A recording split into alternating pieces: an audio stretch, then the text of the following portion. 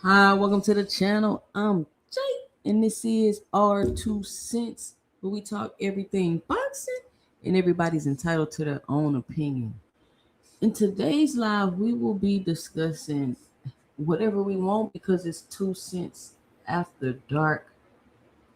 But we will talk about too much virtue signaling over Tank and Devin Haney. But before we do that, make sure you punch that like and subscribe button, and make sure you let me know and drop it below your 2 cents as I go throughout the live.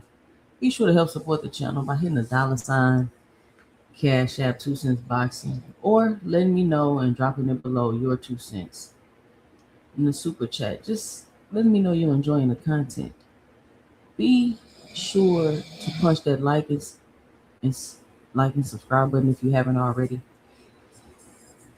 We're gonna let a couple people pull up in here. I'm gonna shout everybody out. We're gonna get started.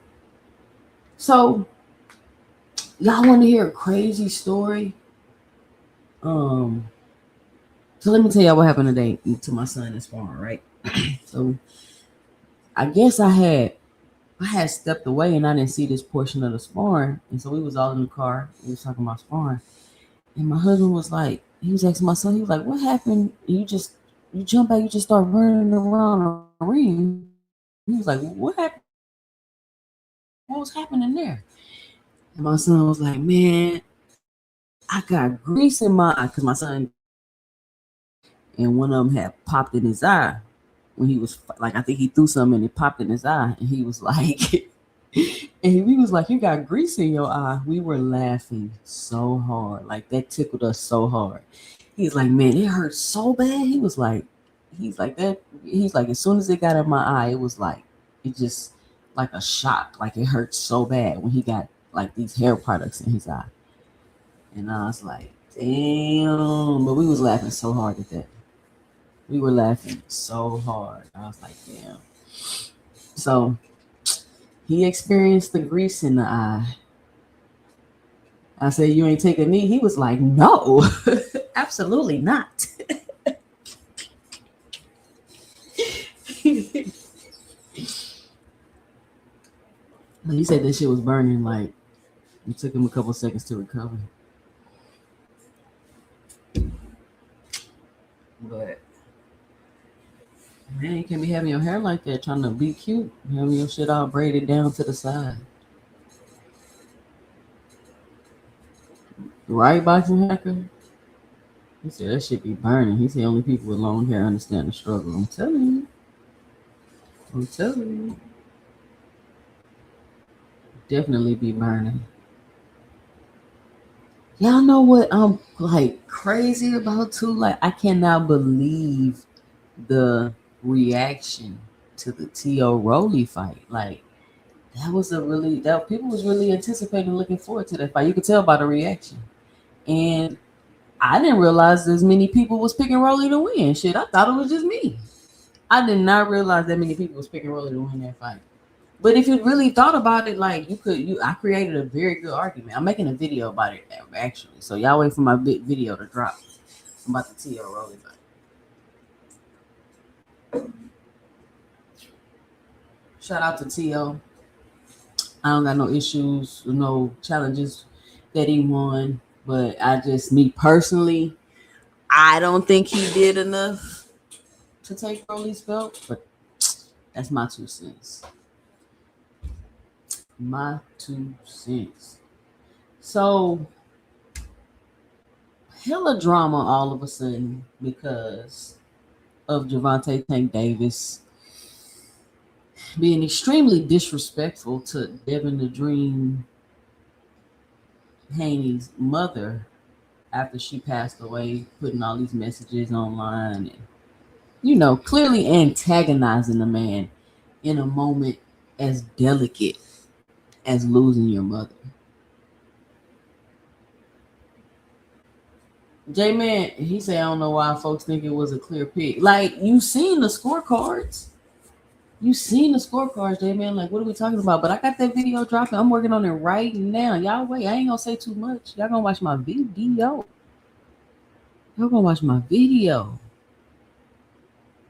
But everybody entitled to their own opinion. But that's the challenge I'm having with it. Like, why is everybody like so upset that this is what I think? Like, I've been getting attacked. Apparently, I'm losing credibility. I don't know what I'm talking about. Somebody told me I shouldn't be coaching nobody. I'm like, God damn. I'm like, what? This is crazy. Why is everybody, you feel me? Like, I created a very good argument.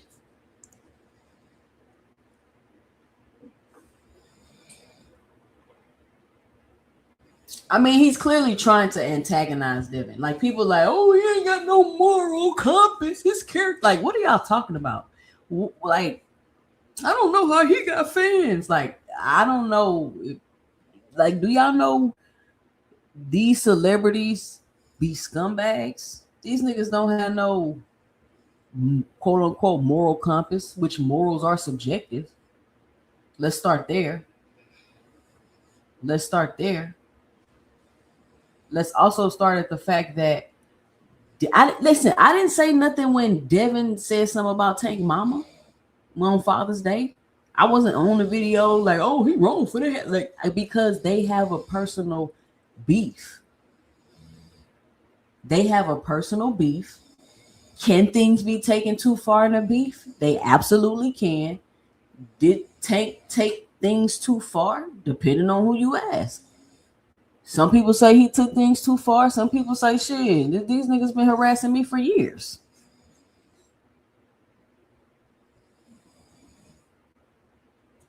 No evidence say 2 cents. You ain't know as soon as you get a channel, you got to be perfect with the picks. Nah, I ain't doing that. And then you got to think, I picked the underdog, right?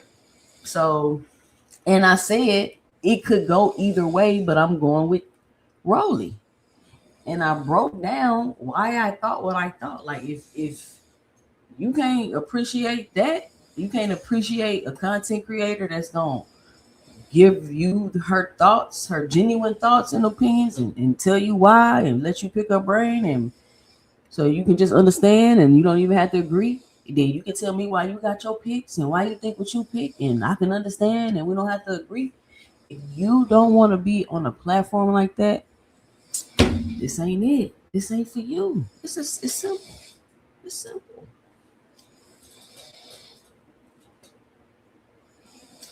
2 cents. Tank started that. Tank called Devin mom a streetwalker. Ain't that a fact? Is that not a fact though, Boxing Hacker? And I ain't trying to say that like, oh, I'm trying to talk about his mama. I'm just saying, like, ain't that the consensus? I'm not saying any of it makes it okay for everybody to start trying to jump down my throat, but I'm saying, like, you say he called his mama a hoe, basically, but wasn't his mama a hoe?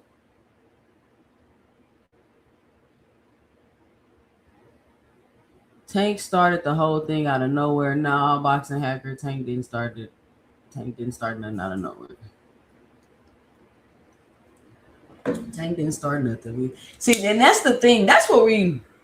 And I keep saying I'm gonna make a video about this, and I never do because I really don't care. But I keep telling y'all, and y'all heard me say this before this situation. The Haneys are very problematic, but for some reason, everything they do is overlooked somehow. Like you got Devin punching the carnival worker, and then his homeboys jump him. Don't nobody say nothing.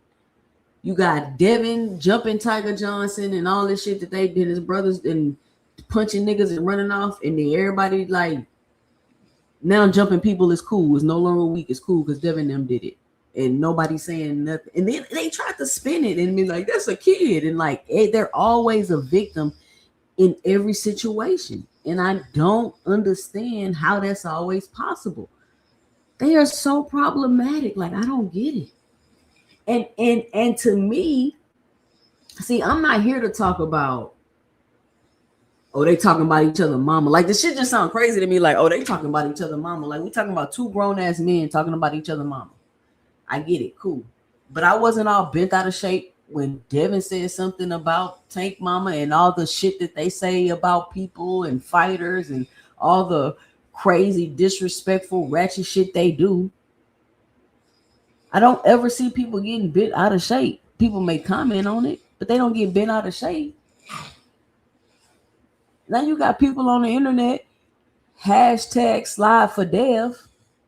Like Tank said something about they mama. Y'all don't know Devin mama, bro. Like what why are y'all so emotionally invested in this? I understand if you like, damn, that's fucked up. Cool. But y'all are on the internet like,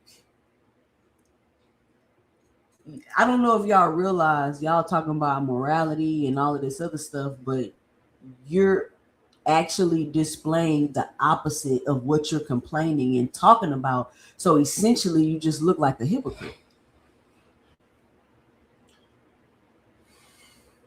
Essentially, just to give my 2 cents.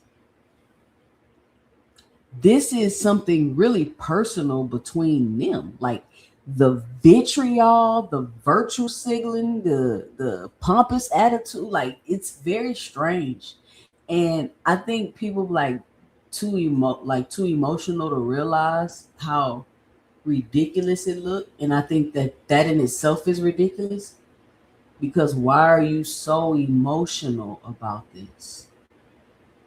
And it's almost like people want you to be like, what?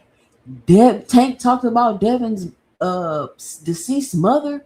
Oh no, I'm never gonna watch another Tank fight ever again. I no longer think he's a good fighter. Like I don't know if that's how they want people to respond. Like I don't know what people expect. And I don't get this whole like parasocial thing people got going on. Like if you a fan of somebody, you're like accountable and responsible for their actions.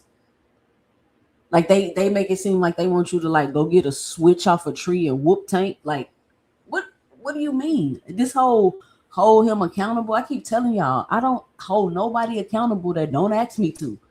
If you're not asking me to hold you accountable, how the fuck am I gonna hold you accountable? Who am I to hold another grown man accountable for his actions in a personal beef that he has with another fighter? I don't get it, y'all. I just don't get it. Like I truly don't understand it. I seen the post that Tank put up. I said, damn, Tank did. I said, damn, that's fucked up. Why Tank do that? That's fucked up. But they've been beefing. And that was it. Like, I seen when Devin put up Tank Mama, said Happy Father's Day, chuckled a little bit, said that's fucked up. I don't know why he doing that. And then I just kept it moving because that is their personal beef. Yes, you can make content on it and you can talk about it. But y'all, people having these congregation come to Jesus, the doors of the church are open ass meetings because of something Tank did. And I know y'all just doing it for content to get views. I know that's why y'all doing it. Tank doing so. Tank. Yeah, let's do this. So I know y'all doing it. I'm seeing now what it is. Tank and Clarissa Shields is getting the views. You say some negative shit about them, you getting the views for sure. For sure. But we don't do that over here at 2 Cents Boxing. But I just wanted to, just give this message of like, it's their personal beef. You can feel however you want to feel about the situation. I'm not telling nobody how to feel. I'm not telling nobody what to say. I'm just giving you my 2 cents.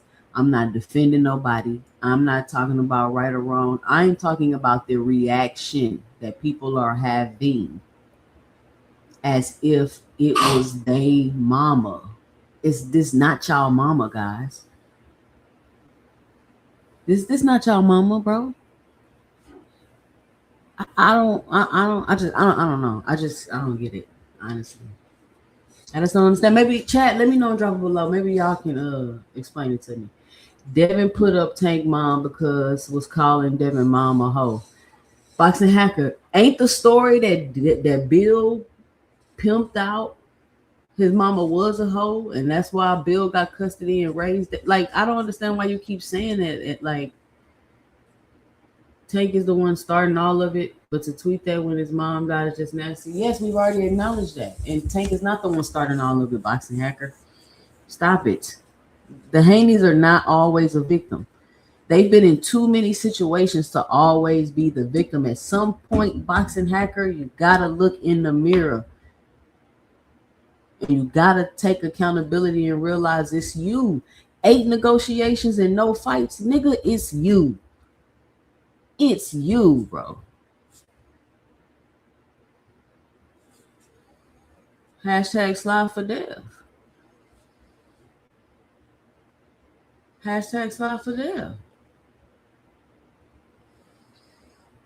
But you niggas is talking about sliding and shooting people and like, why is it over somebody you don't even know?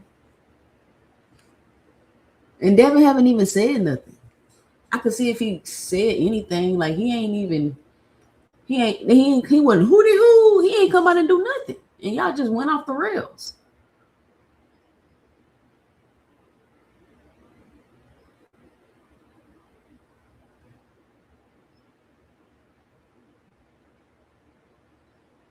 Nah, 2 cents. Devin doesn't do anything wrong.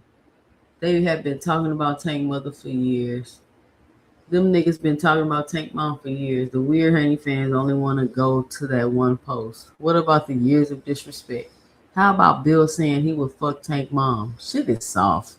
It's like it's boxing, y'all. People gonna say fucked up shit and do fucked up things. Since when did boxing fans become so soft? I was asking that when Clarissa slapped Baumgartner. Like, okay, she slapped her. I'm not saying it's okay that she slapped her, but she slapped her. They was beefing at the thing. She was like, shut your boom, I'm gonna slap by. She said, you know what I'm saying? Like, what are we talking about? I don't be getting it. And they be trying to make it seem like I'm tripping or defending, and I'm like, no, y'all are just being way too overly emotional about people y'all don't even know. Y'all don't even know. And it gets really annoying when it's like they try to call you so many names because you don't agree with them, which is a form of manipulation. That shit not gonna work over here. I'm gonna always think what I think. And I'm gonna always think how I think. I don't care who disagree with me. I don't care who feel like I'm losing credibility. Just don't watch my shit. Like it be simple. It be simple.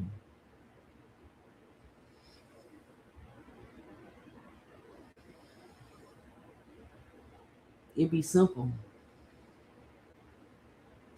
So I just think that, I mean, what are y'all, okay, y'all mad at Tank? What are y'all gonna do? What are y'all gonna do? Are y'all, listen, let's solve it right here, right? Tank was extremely disrespectful to Devin Haney.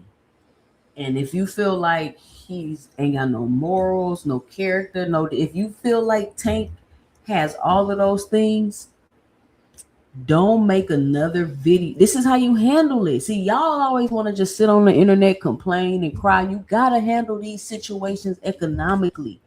That's how you do it. Like, you come together and you economically build. That's racism. The race to the top economically.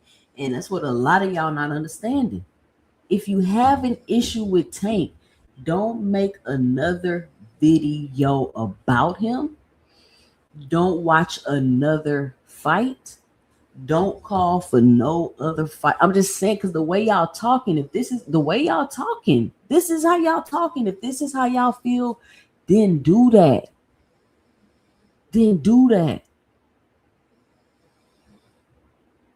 If you feel what I'm saying, if you just feel that strongly about it, stop talking about the man. If I'm a Devin Haney channel and I'm a Devin Haney fan, we're not talking about Tank no more. Don't make another video about him. Ever.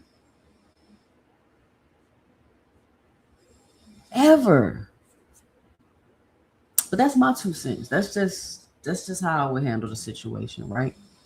I wouldn't talk, make no videos. Like, we're not about to support. I don't want to see no. I did hear them say they don't want the fight. And now, I did hear them say now they don't want the fight. Devin shouldn't fight him because he was talking about his mama. Now, you would think maybe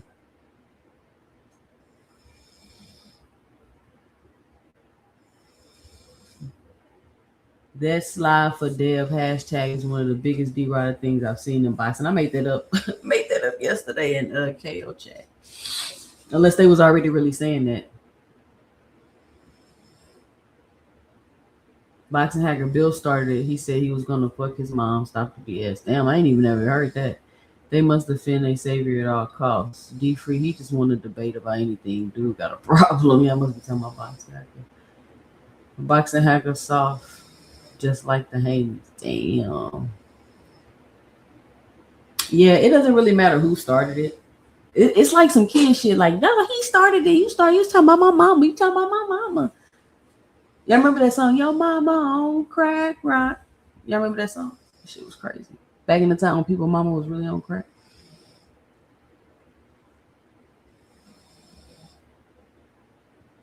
Man, they should make Devin want to beat Tank ass even more. Listen, he said, man, listen, we're not taking the fight. But can I be honest with y'all about the Tank fight?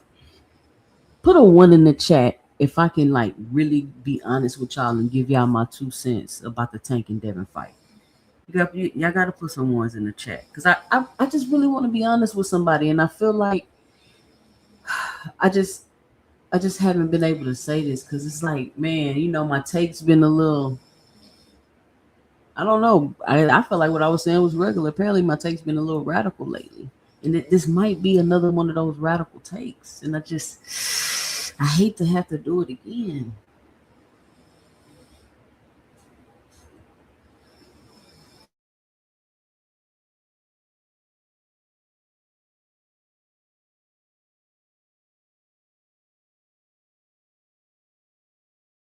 Hold on, y'all. Hold on.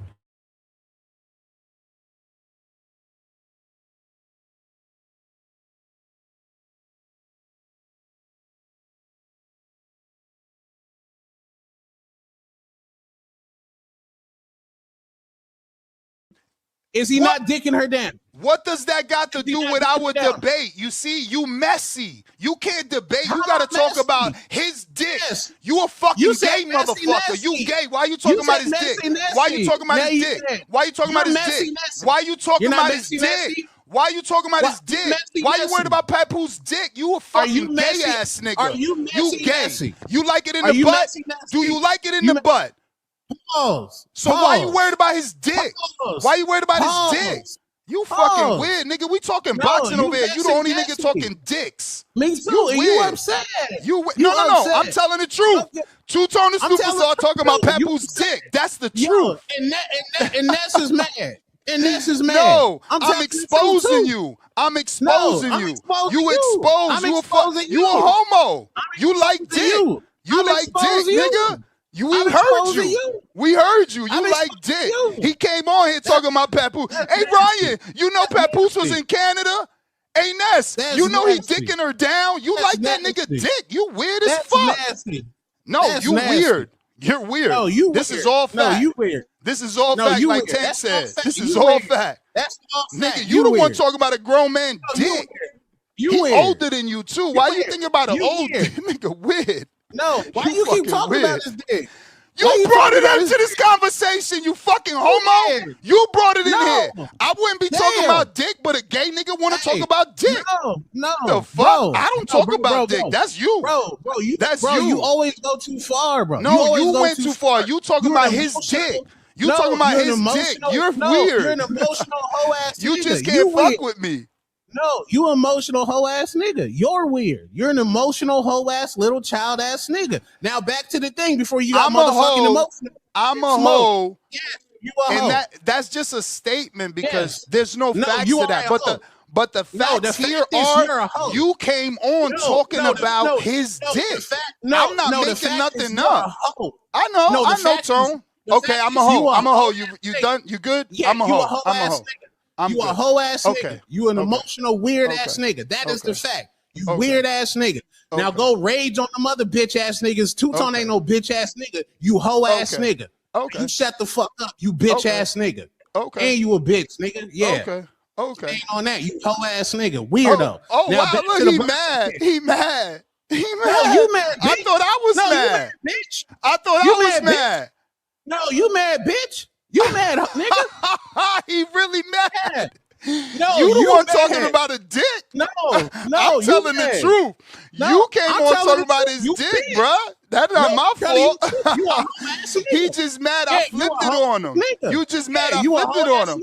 You obsessed with Papoose and his dick. Now you stuck on that. No, you a hoe ass nigga. Roll that swing. God. Oh, man. Haney fans. Don't they call that show the Haney Voice? Anyway, I came across that clip today. I thought that shit was funny.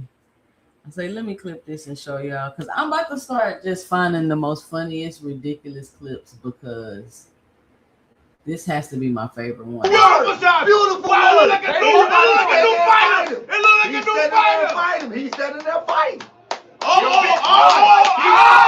Big right here, ladies and gentlemen. Oh, shit. Another one in the boots. Regular. He's back. Regular. Boots is holding. Regular fucking fighter. Regular fucking fighter. Hold on. Let's see. Regular fucking fighter. 23-year-old fucking kid. Wow, what a round. Regular fucking what a fighter. Round. Regular fighter. What a round. Say something, bitches. Regular fighter. Regular fucking fighter. All them misses. It don't matter what he do. It don't matter what he do. I don't care what he do. A regular fighter. This is a war. This is a great fighting fight. Oh, man, they get fight. They about to bang the fuck out. Fight then. Yo, this is the fight. This is the fight of the year. This is the fight of the year. This is the fight of the year. He never been here before. Boots never been hurt. Y'all never seen. Well, we about to figure it out. You never seen this. Round 3. What? Right round 3. Was Norman right? Was Norman right? That's one round, Norman. That's one round. He got to keep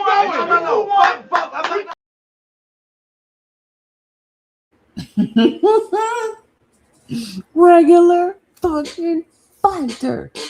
Oh, bro, the internet is so funny, y'all. I have so many clips clips I just haven't uploaded because I got I'm one of those people that got 1,000 projects going on at one time, and I'm really buckling down and focusing on completing them, closing those loops, because when they done, 2 Cent Boxing gonna be the ish. I'm telling y'all. Regular. Then he got his ass sparked. And then you know what somebody told me? All right, chat, let me ask y'all. Which fight was more competitive? T.O. versus Xander. Boots versus Xander or Rolly versus T.O.? Which fight was more competitive, y'all would say? If y'all had to guess. But that's my 2 cents on the whole Tank and Devin thing. It's nothing to really say. It's nothing to really say. I don't understand how you cry for hours about somebody you don't even know. This nigga is in his 20s, probably 30, like damn near 30. Like, why are y'all on here? Like, it's weird. Damn, Eric say it's not even comparable. Rolling T.O. is more comparable. Because my question was, and then y'all can answer this too. Like, I really don't want to talk about Rolly, but fuck it. My question was, why did Xander get praised for 20 seconds of the Boots fight, even though he got his ass sparked?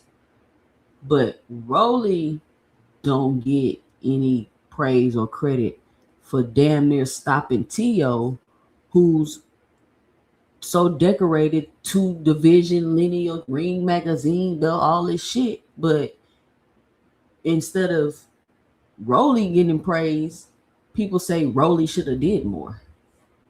You get what I'm saying? Like, it's weird to me. Yes, it's a low blow, Boxing Hacker. Get over it. Like, this is what I'm saying. Like, y'all act like y'all have to harp on stuff. Like, I don't get that. Like, ooh, that's a low blow. Yes, it's a low blow. Then you just acknowledge it's a low blow and you move on. Why are you connecting emotion to that, though? Why are you connecting your emotion to that as if it has something to do with you? That's where it gets strange at, Boxing Hacker. And then when people don't feel the way you do or they're not emotional as you, you lash out at them. You lash out at them.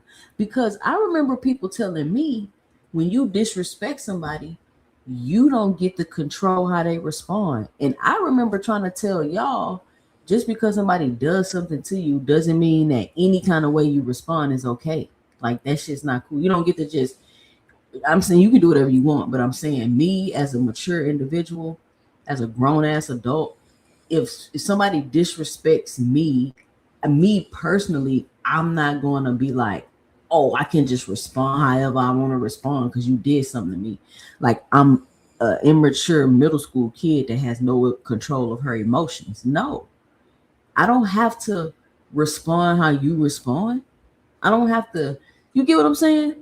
So I don't believe that it should be justified for you to respond any kind of way when somebody do something to you. But that was what y'all was telling me.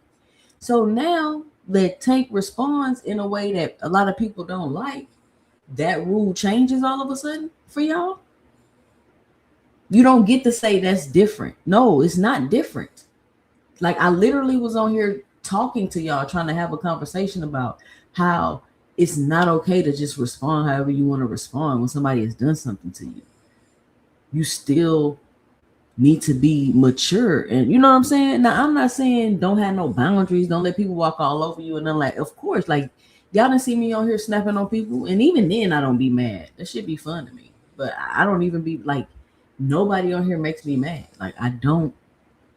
What am I mad about talking to people on the internet? I don't understand how people get so emotional about talking to strangers on the internet. I don't get it.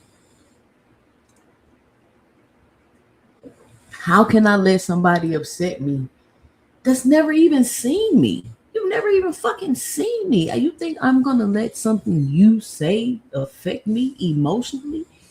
Wasting my energy? I don't got time for that. I have real shit to do in real life. I don't have no time for that. I'm going to laugh it off. We're going to argue. I'm going to cuss you out or whatever. And then I'm going to go about my day. If I feel like going back and forth with you, you should be like, cool. You should appreciate that time that I'm dedicating to wasting energy on you. You wasting emotion on you. You should really appreciate that. So if I've ever cussed you out before, you're welcome. You're welcome. 2 Cent, when Bill called Tank a monkey, people damn near lost their mind. Remember, they were acting like Bill joined the KKK, but Tank does this, and the same people make excuses, a double standard. I don't remember people acting like they lost their mind. I think what the issue was, Bill was being a hypocrite because he always trying to act so pro-black. I remember people bringing that point up. But Boxing Hacker, the way these people are acting, nobody has ever done none of this shit that I've been seeing people do today. Nobody. I got people trying to cuss me out because, you know what I'm saying? And let me make my announcement. J-Man, let me make my announcement. Y'all come at me with any type of disrespect for something that Javante Tank Davis did, we're gonna have some words. You don't get to disrespect people because of something Tank did. I don't know where y'all get this stuff from. I don't understand it. And I gotta say, every time something happens with Tank, I have to do this. I have to do this, and I don't understand why. I don't get it.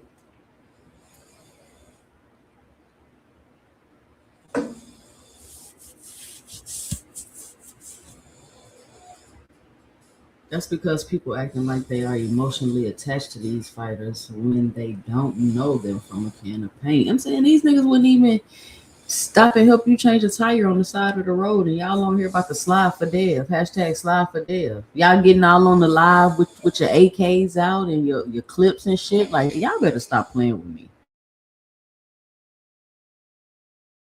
I'm about to drop the link.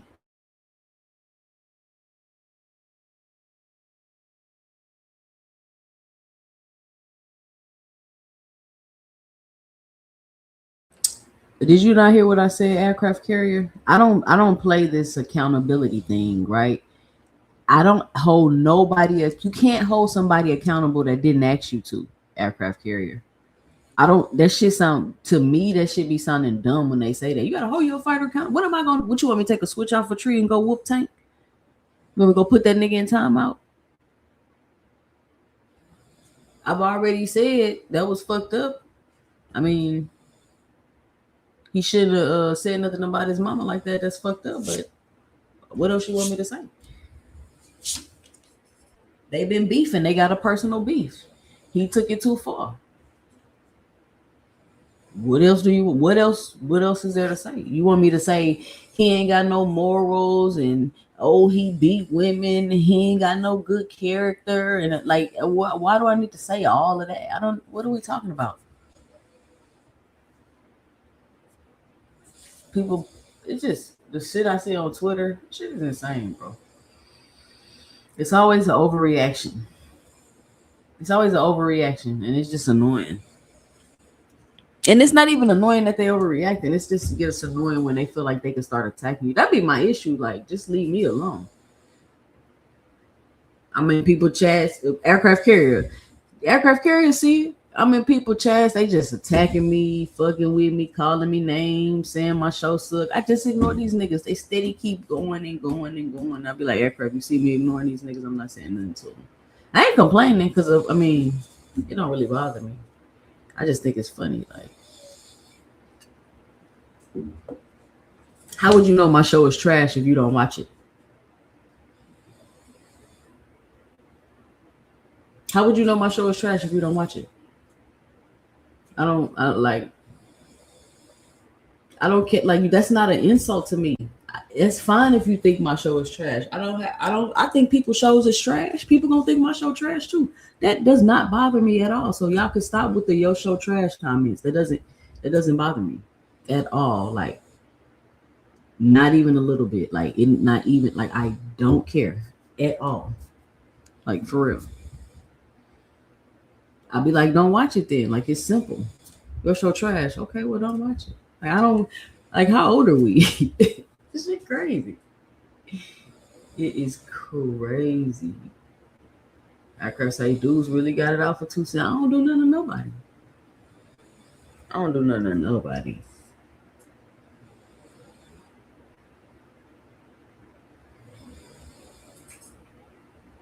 There go the link.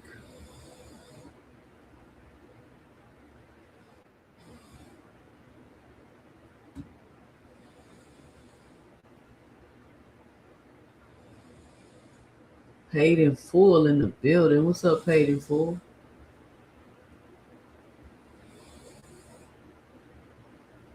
Paid. I can't hear you, Paid. You on mute. What's going on, Sue? What's going on? What up, Paid? What up? Paid, you know, Yeah. my favorite panelist back in the day. I'm still your favorite panelist. I feel like you done sidelined me. Nah, man, you don't come up here like you used to with Pay. I be like, oh, here come Pay. He about to get on y'all last. No, but yeah, I feel like Man, that shit that Ness was saying, bro, that shit gotta be studied, bro. Like that's weird. Hey, wasn't that shit the most DL shit you ever seen? Yeah, like he done said, bro. He said Papoose dick like 50 times. Like, bro, we got the point when you said it the first time. You just kept going with it. Hold up, J-Man said niggas won't even hold themselves accountable. They were No, he ain't lying, bro. Cause like that be crazy to me, bro. Like again, I don't understand why, bro. It's like you got boxing fans and you got super duper fans. Like we don't like we boxing fans. We don't always agree with the shit that Tank do, but the way these niggas be going out, bro, like these niggas talking about, bro, we about to slide for Dev. Bro, Dev need to slide for his damn self. That's his mama. If he felt like that man disrespected his mama to the utmost, then tell him to go get it back in the ring, bro. Tell him go get in the ring. What's the problem with that?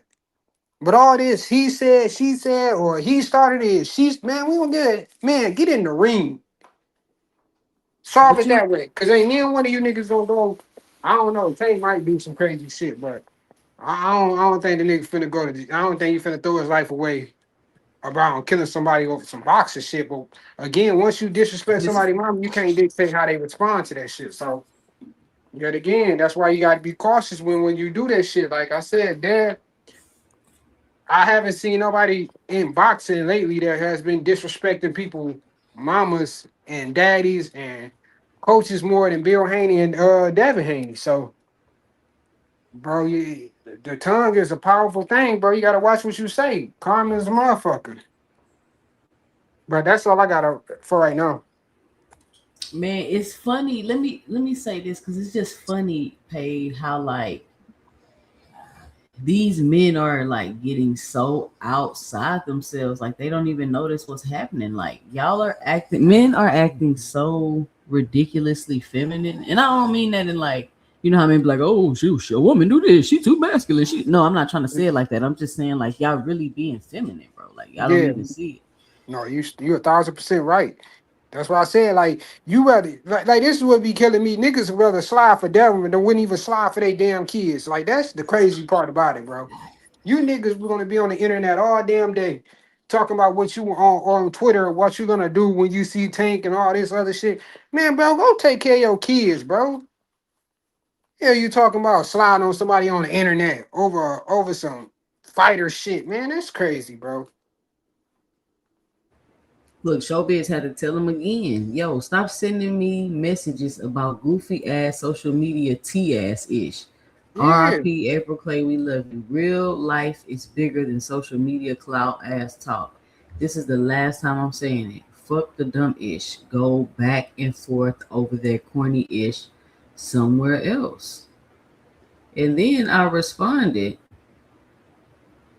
the men getting outside of themselves. This has been very interesting to watch. And this the second time Showbiz told y'all to stop acting like. This is the second time he made a video, now he made a tweet. Like y'all are really on some like emotional, gossipy, crazy stuff. Man, boxing became the soap operas, bro. I mean, I don't know about all this, man. What's up, Two Cent? What up, Boxing Hacker? What's going on? Yeah, I gotta say this, right? Like, I'm not like I'm pissed off about it, but like, I thought Shaw was like really shady. Like, the man's mother just died like that day, and you're gonna be like, oh, this and that. And then what's weird is people are making it seem like, well, Devin said something about his mom first. No, he didn't. Like, Tank tweets and deletes. Devin, that whole picture situation, he was responding to what Tank said about his mom, and they weren't even talking. Him and Tank weren't even going back and forth. Boxing Hacker, quick question. Yes. Has Devin said something about Tank Mama? It was in response to Tank just talking answer about the his question. mom. Just answer the question. It was response. Has Devin said? I just said that. It was response to what Tank said Regardless about his of the mom. fact, that's besides the point, bro. Yes, did Devin say something? Okay, did Tank say something about his mom? Like, let's not sit and pretend like Devin just came out. Bro. Just answer the question, bro. When you talk, hold on. It's my turn to talk because when you talk, I didn't jump in. Hold on a second. Let's not sit and pretend like Devin just jumped out the window and said something about his mom out of nowhere, out thin air. It doesn't matter. It Two does wrongs matter. don't make a right, it does bro. matter because hold on. That's cute, but there is an antecedent. Don't act like there's no antecedent. Like, what are we talking about here? It doesn't matter. He said something about his mama. It's some he said, she said shit. At the end of the day, bro, they should get in the ring and fight. Hold on, exactly. I'm fine with what you just said, right? But let's not pretend like, oh, well, Devin started. No, Devin did not start nothing. It doesn't matter who started it. It don't matter. Wait. Listen, brother. I'm talking, right? This is my stance. Let's not pretend like that's what happened. That's why I'm standing there. Like, people are sitting here pretending, oh, but Devin said this first. No, he didn't. Even back then, he didn't start no Tank. If Tank just tweets and deletes, so people don't know the history. Tank started the whole thing. And people are sitting here like, oh, but Devin does. They've been talking about that bad mama for years, though. Exactly. That's what I'm saying. Like, you playing dumb. Hold up, 2 seconds. We gotta stop this, right? Like, no, they haven't. Like, Tank and Devin has gone back and forth. Okay, I'm not gonna argue with you about it. Yeah, Tank and Devin have gone back and forth for years. You know what I'm saying? Let's be real about it. They have gone back and forth for years. I'm not denying that. Neither one of them have been victims, right? I'm not saying that. But in this certain but in this certain circumstance, right? We're not gonna pretend like, oh, Devin, like people were somehow sort of like relaying like, oh, Devin sort of deserved it because he said something first. No, he didn't. I mean, but okay. So that's the point I'm trying to get at. He never said anything first. Okay, so you're trying to say he never said anything first, right? Right. But what I'm saying is, who cares? Like, this is a personal beef they have between each other, regardless of who started it. And the point I'm trying to make is people are acting like it's them and their mama. Exactly. That's what I'm saying. My problem with what you said, right? It's a complete double standard because if the shoe was on the other foot, right? People be out here losing the damn mind. You've never had a hashtag slide for Tank. Oh, 2 cents. Like I said, when Bill Haney made a comment about Tank being a monkey, right? Even though his symbol is the big ape, even though his symbol is a big ape, when people are out here calling, oh, Bill Haney is a racist, boxer hacker. Hold on. They were saying that, right? So imagine if Bill Haney said something about Tank's mom after she passed away. What are we talking about? It wouldn't matter. It doesn't matter. You know what they would say? They would say Tank need to go beat up Devin. Exactly. They weren't saying that when he called him a monkey, though. They were like, Bill Haney's a racist. He's a racist. The KKK, this and that. Man, everybody been saying make that fight happen. What are you talking about, bro? But because you're leaving out. Hold on. You're leaving out context. The reason why Bill got that response is because he was always acting so pro-black, boxing hacker. You're leaving out context. That's why he got that response. Because you're supposed to be so pro-black, but you calling another black fighter a monkey. So his symbol is a big ape. And then it's the crazy part about it. We acting like, hold on. It's literally like when the Charlo brothers were Lions Den and people call them Cubs. What are you talking about? No, bro. No, man. But then you acting like you got it, hacker. You got it. He got it. Going on to Two-Tone and what's her name? Ness. No, man, Two-Tone be talking about this too much, man. That should be weird to me too. You know, to me it's always weird. Like between Punch Drunk and Two-Tone, like their weird like obsession with like Clarissa Shields. Like I sort of understand Punch Drunk because like Amanda Serrano lost and he's never got over that. You know, I get it. You know, his favorite female fighter or his female fighter girlfriend lost. I get it. And he has that bitterness towards Clarissa. But Two-Tone is so weird, man. Like I don't know. Like it's just. D-Free, you got 2 accounts hooked up. Like it's a strange situation to me, you know.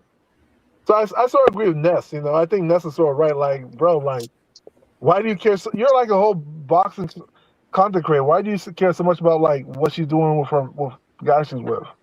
I mean, it's like one thing because I think when I was going around and I was arguing with people about Clarissa Shields, I think a lot of their argument was like, oh, well, we talk about the men boxers, we could do it. And I was like, that's not what I'm saying. Like, y'all can talk and do whatever. That's not what I'm arguing.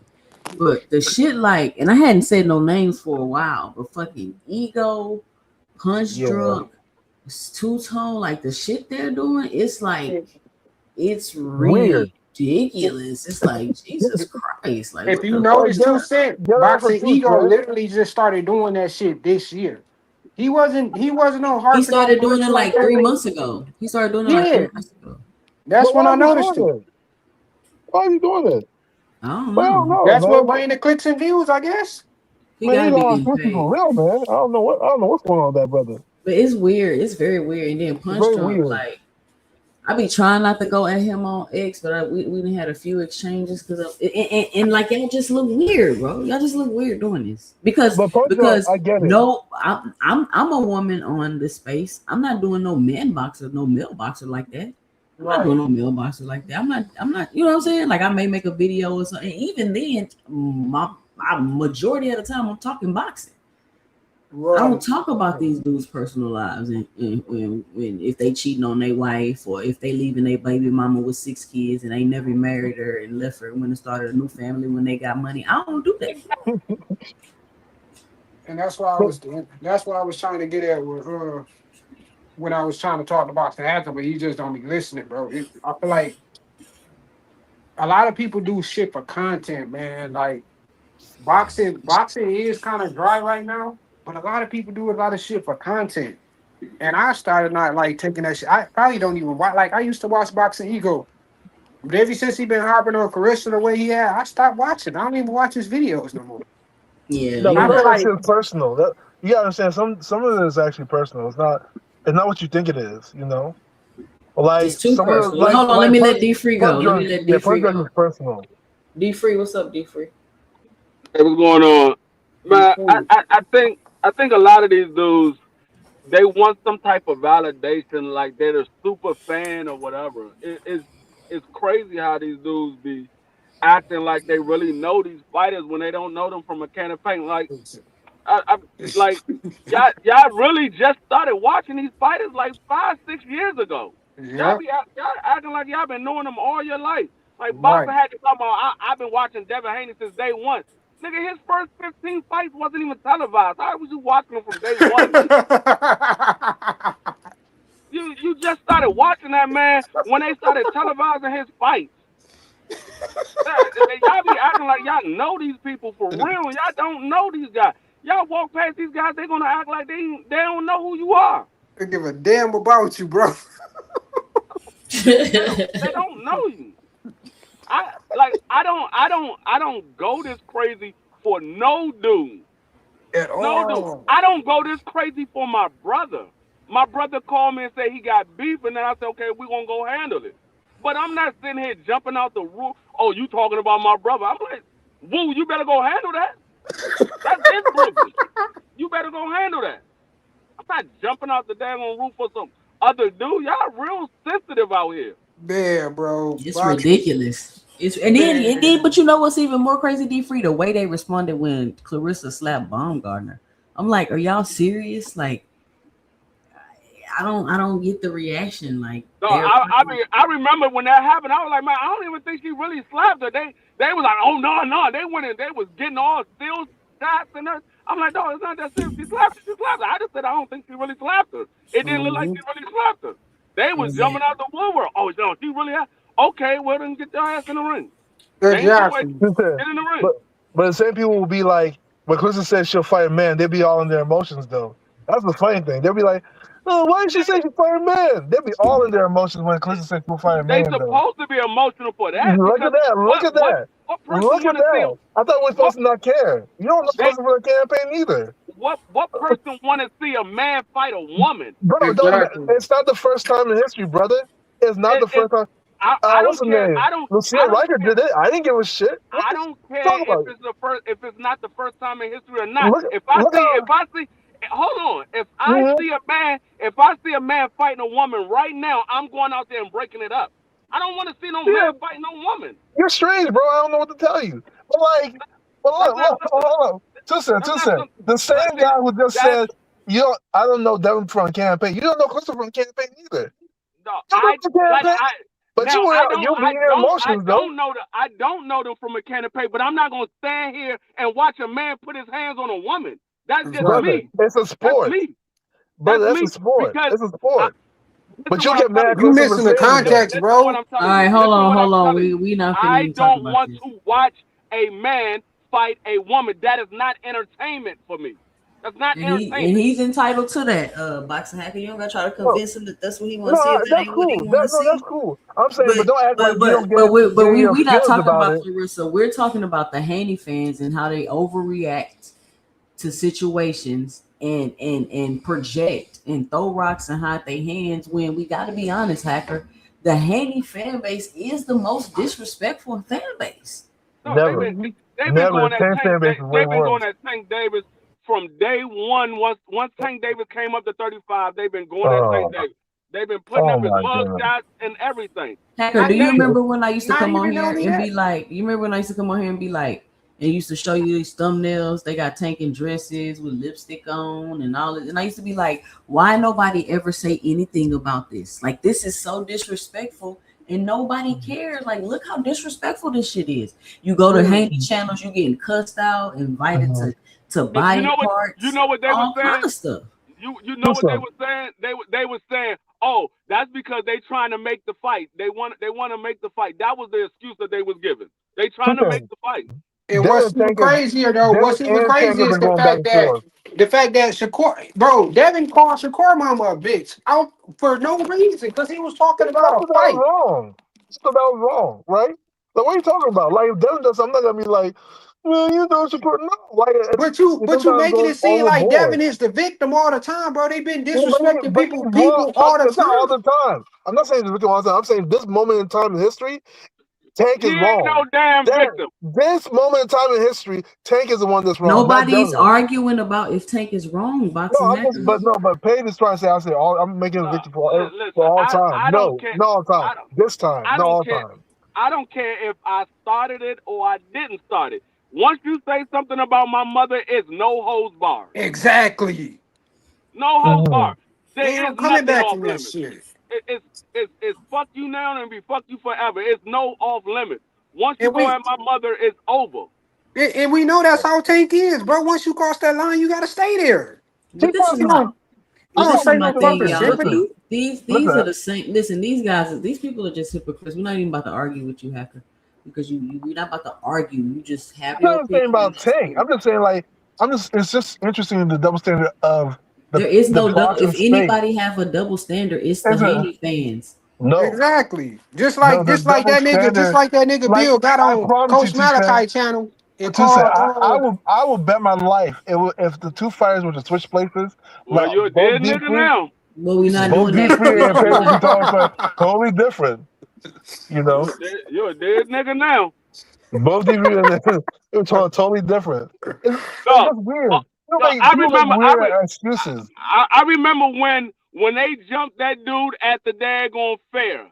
The first thing that the Haney fans was saying was, dude, people need to watch their mouth. They don't know who they talking to. They didn't say that was wrong for them jumping that dude. They said he need to watch his mouth. Facts.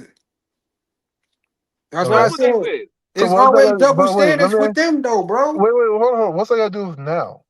Let's stay focused. All the time. It's always an excuse why Devin did what Devin did. Okay, we can approach that situation, right? But let's sit here and all agree that at this moment in time, it's not Devin that's the problem, it's Tank. Can you agree with that? This moment in time, I'm not talking about that's how that nigga feel. This and that. Yeah, like can you agree with that? Can you agree with that? You can't agree with that. He specifically said, nigga, he said it's crazy how Buddy was just talking about my mama only for his mama to check out. Like, at this moment in time, I'm asking you as a boxing fan. Bro. Listen, as the boxing fans.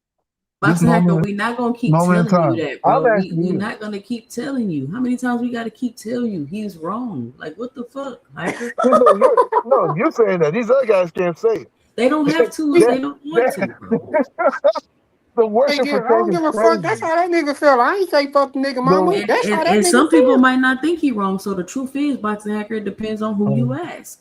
That's fair. That's okay. Everybody don't have to. Well, Everybody I don't just feel want to like put it out Devin. there. It wasn't Devin that started this thing where people are trying. Cause I see a lot of people saying that Devin started it. No, it wasn't Devin that started it. Bro, It's their opinion, listen. boxing hacker. It's just BS. They It's their have a opinion. personal beef. They have a personal beef that they've had for years. Who cares who started it? They need to get in the ring and fight. Exactly. Like, that's what this is my about. whole point. Like, it don't matter who the fuck started it. If Devin felt like his mama was so disrespected, get in the ring. You got a contract. Get in the ring. For them to say that they don't even want to fight now, that shows you that they really never wanted to fight. They really never wanted it. That's not true at all. That's absolutely true. They don't true. want to go. Listen.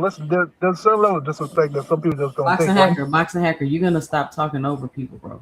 Okay. No, that is absolutely true. They never wanted to fight because at no other time did you felt more heated and more disrespected than a man talking about your mother who just passed. At that moment, I don't care how much money you giving me. Get your ass in the ring. Exactly. Okay. Get your ass in the ring. I'll fight your ass for free. You ain't gotta give me no money. I need to see you. Okay. I'm gonna say this like this, right? Devin was at 135 for years. He was always calling out things for years. Devin definitely wanted that fight. Who gives a fuck? He just had an offer on the table. Who said don't jump in front of people? Listen, when it comes to right now, at some level, that's some level of disrespect. He doesn't want to do business with the guy. That's all it is. So then, why you crying? Hold up, there's some level of disrespect that people don't want to deal with. I'm not want to put money in Europe. Listen, at the end of the day, yeah, we fight for a living. But me doing business with you, put money. No, I'm not holding up. Me fighting you puts money in your pocket as well. You just talked about my mom would just pass away. Why would I put money in your pocket for? I'm glad you said that. Because I'm glad you said that. I'm glad you said that because when it was Mr. Gary Russell, and they disrespected his father, and he said, I don't want to do business with them. Everybody, he ducking Devin Haney. He ducking Devin Haney. They was gonna give him the highest payday of his career. He ducking Devin Haney. But now a Devin Haney fan just said the same thing for Tank Davis. Well, guess what? I watched a whole negotiation with Gary Russell and Devin Haney. What moment are you talking about they disrespected his father? When his father was on his deathbed. Let's keep it in mind. That's not why the fight didn't happen. But let's go. He disrespected his father when he was going back and forth with Batman on BFTV channel. I was there. There. And from that moment, that's when I said I cannot fuck with Bill Haney. Because you're not gonna disrespect my uncle when he's on his deathbed. You're not gonna disrespect him. And guess what? That's not why the fight didn't happen. Am I lying? You can't tell that man why the fight didn't happen. That's not why the fight didn't happen. You can't tell that man why the fight didn't happen. It was all on YouTube, brother. It was all on YouTube. How you gonna tell me? And I know them personally. Because it was all on YouTube. Boxing hacker, hold on, time out. Boxing hacker, I gotta put you in timeout, hacker. Man, that shit is crazy. How you gonna tell me, boxing hacker? You gotta relax, bro. That shit made no sense because of nothing. Listen. You gotta stop talking over people, hacker. You gotta control yourself. And he's telling you he knows them personally. How you gonna? This man tried to argue with Mr. Greg about the civil rights movement, and Mr. Greg was there. So you gotta ignore hacker. It was wrong. Mr. Greg was wrong. He got that contrarian shit bad, bro. Did you not know? Did you not know that the Russells is my family? Brother, I don't care if those are your sons. I'm saying at the end of the day, it was public. What was public? They don't want to do business with they that had like multiple YouTube videos of them trying to make the fight. What are you talking about? Boxing hacker, you're bringing down the show, bro. They said that man is not trustworthy. He's a clown. We do not want to do business like that. Yes. We don't want to do business with him. Exactly. So that's the reason why, right? When they say anything about, he talked about our dad. That's what I just said. That's not the I remember argument. them saying that. That's not the only reason. Mr. Gary Russell said, I don't want to do business with him. Because of what? Disrespecting my father. I don't want to do business with him. Because of what? What are you talking about? You want to try to tell me about what that I know? Brother, so let me get this right. Are you claiming the reason why that fight didn't happen is because the Haney said something about Mr. Gary Russell, the late blessings to him, of course. But like, no, he's not claiming that. Okay, that's what I'm saying. Like, stop making it seem like that's the reason the fight didn't happen. It's one of the. It's part of it. It's part of it. He got selective hearing, bro. Boxing Hacker, we're not about to do this. We're not about to make this whole show about a dumbass point you arguing. We're not about to do that. But he's wrong. Okay, that's fine. He can be wrong. That's fine. That's fine. I'm wrong. Okay. That's fine. You always wrong. Then tell me what I'm wrong about. No, didn't I just say we're not about to make the whole show about this? All right, go ahead, so you go. God damn. Anyway, so then I came across this post that somebody put up about Tank today, which I thought was absolutely ridiculous, but nobody cares when people put shit up this about Tank. And I have no idea, like, why are you doing this? Can y'all read that? A lot of y'all don't know this was Tank best friend. And we already know what happened with this story. It's already been public. This was Tank best friend, got upset with each other and told the wrong people they been effing. And Tank got jealous of the nigga because he was effing some NFL player. But this y'all mans though. And so I've been trying to leave people alone on X, but why not? I put, what the F this got to do with boxing? He said, you mad your hero a bitch? I said, I don't concern myself with who other people have sex with. I'm an adult. He said, okay, good for you. You want a prize? And I said, you literally asked me a question. Then he gonna say, when the fuck did I ask you, bitch ass, a question? So, is you mad your hero a bitch not a question? Anyway, this is the type of shit that, you know what I'm saying? Like, what, we already know this story, the shit already been exposed. Like, why are you even posting this? Why are you even worried about this? What does who Tank have sex with have to do with boxing? Why are these men so obsessed with Tank being gay? I don't understand it. I know what it is. I know why it is. Because if they expose Tank as gay, then they would say, okay, Tank Davis is not fighting these people because he's soft or whatever. But the real problem is, if he is gay, then you have this gay man beating the shit out of all y'all people. But gay don't got nothing to do with nothing. Who you have sex with don't got nothing to do with you being soft. It don't got nothing to do with nothing. I don't even know why people. No, because some gay niggas got some hands, bro. There's a lot of gay dudes that got hands, but they want to find a reason to put something on Tank Davis. Yeah. They can't put the daggone hoe beating a woman because they saw the video. He didn't put his hands on her. They can't. He snatched her up. Shut up.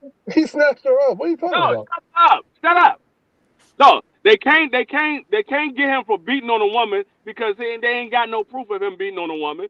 They can't get him for ducking a fight because he sent the offer. Man ain't take the offer. They can't get him for nothing. So this is the new thing that they trying to put on him now. Oh, Tank must be gay. He must be gay. They can't find him for nothing else. But why are straight men concerned about who another man has sex with? That's what I don't get. Like, can y'all explain that to me? I'm not a man. So they wish it was them. Boxing Hacker, can you explain to me why they worry about what Gervonta Davis does with his dick? Like in our community, is he not dicking her down? What does that got to do with our debate? You see, you messy. You can't debate. You got to talk about his dick. Yes. You a fucking gay motherfucker. You gay. Why you talking about his dick? Why you talking about his dick? Why you talking about his dick? Why you talking about his dick? Why you talking about his dick? Why you worried about Papoose dick? You a fucking gay ass nigga. Are you messy? You gay. Messy? You like it in the butt? Do you like it in the butt? Pause. So why you worried about his dick? Why you worried about his dick? You fucking weird, nigga. We talking boxing over here. You the only nigga talking dicks. Me too. You upset. No. I'm telling the truth. Two-Tone the Superstar talking about Papoose dick. That's the truth. And Ness is mad. And this is mad. No, I'm exposing you. I'm exposing you. You expose.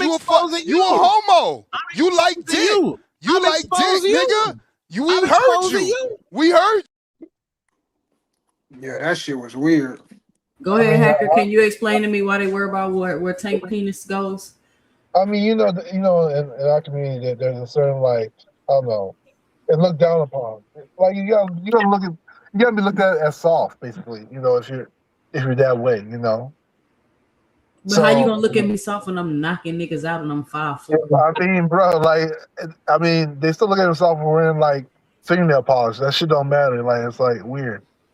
I mean, I personally have no problem with it. I'm just saying, in our community, that's just how it is. I don't look at those. It have anything to do with like, oh, they have nothing to get Tank with, blah blah blah. No, we saw the videotape and he did snatch her up. So I don't know. That's wrong. I don't know what people were gonna do. What that came out, but as far as like, it was just like no. I think if it was Devin or Shakur and they were like, you were suspecting they were in the closet. They were doing the same damn thing, It's just how our community is. We're not very accepting. But it's not even proven though.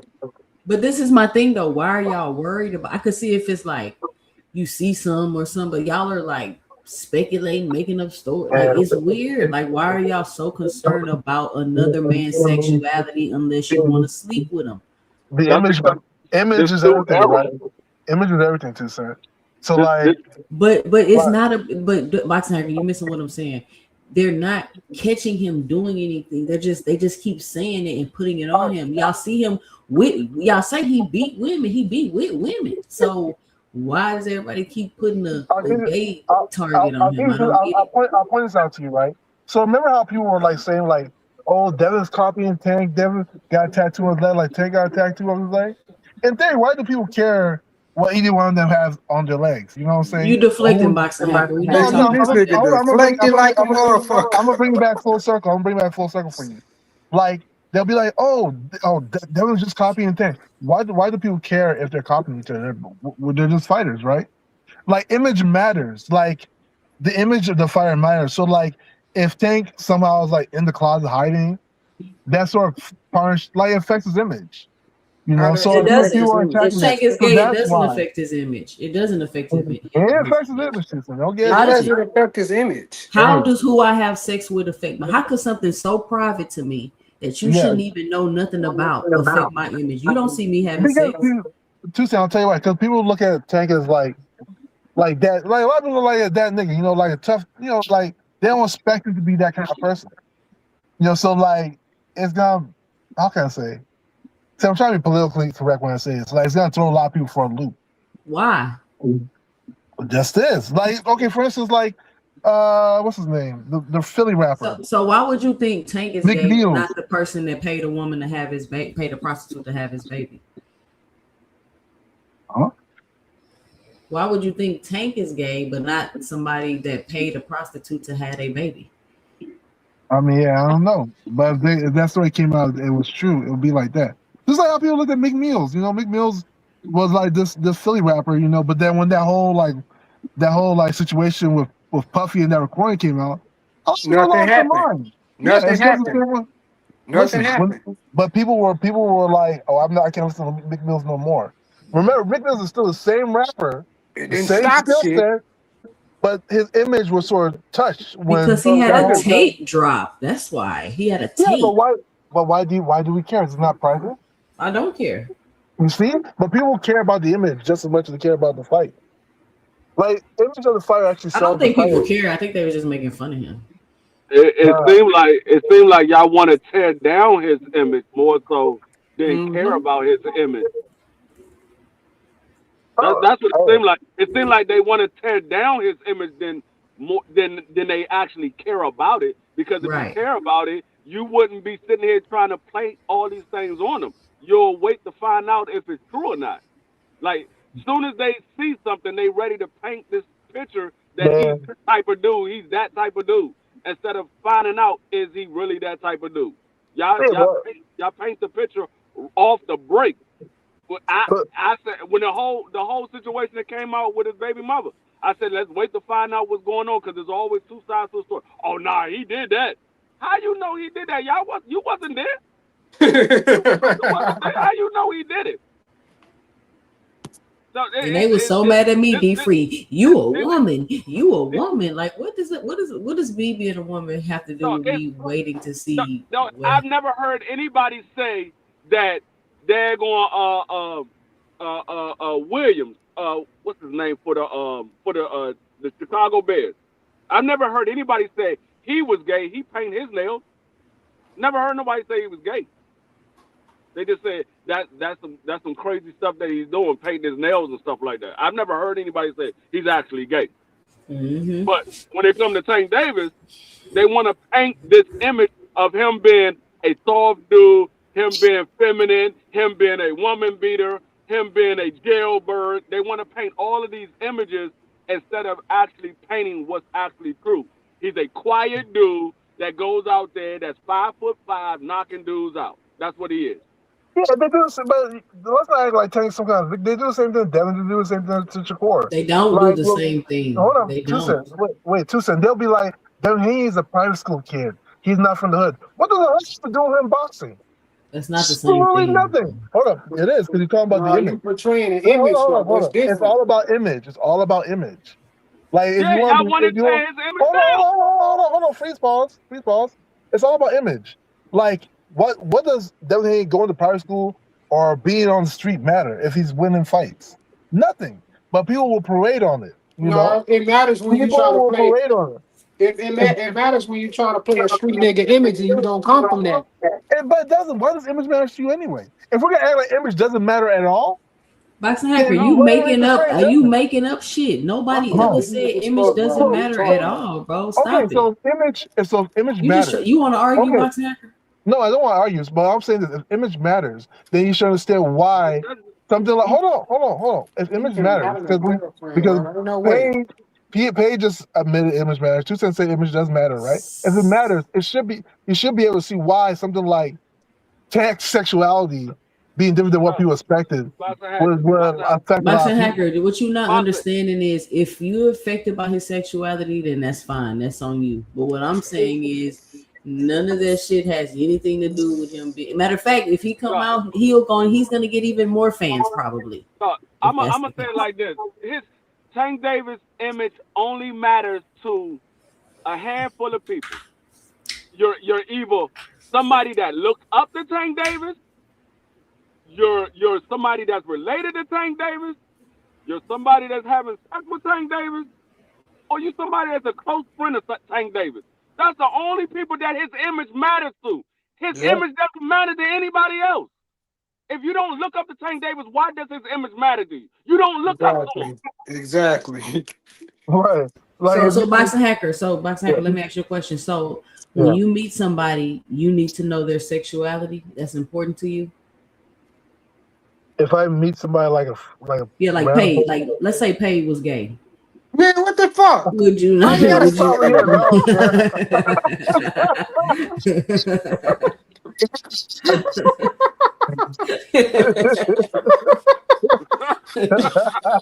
could find a better fucking analogy.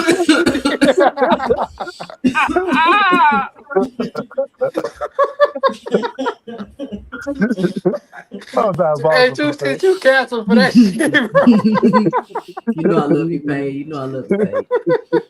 Listen, but for real. Would you be like, I ain't gonna talk to him on the panel no more? Is his image ruined now? No, I don't care nothing about that. No, for me personally, I don't really care. But like I'm just talking about like the popular culture.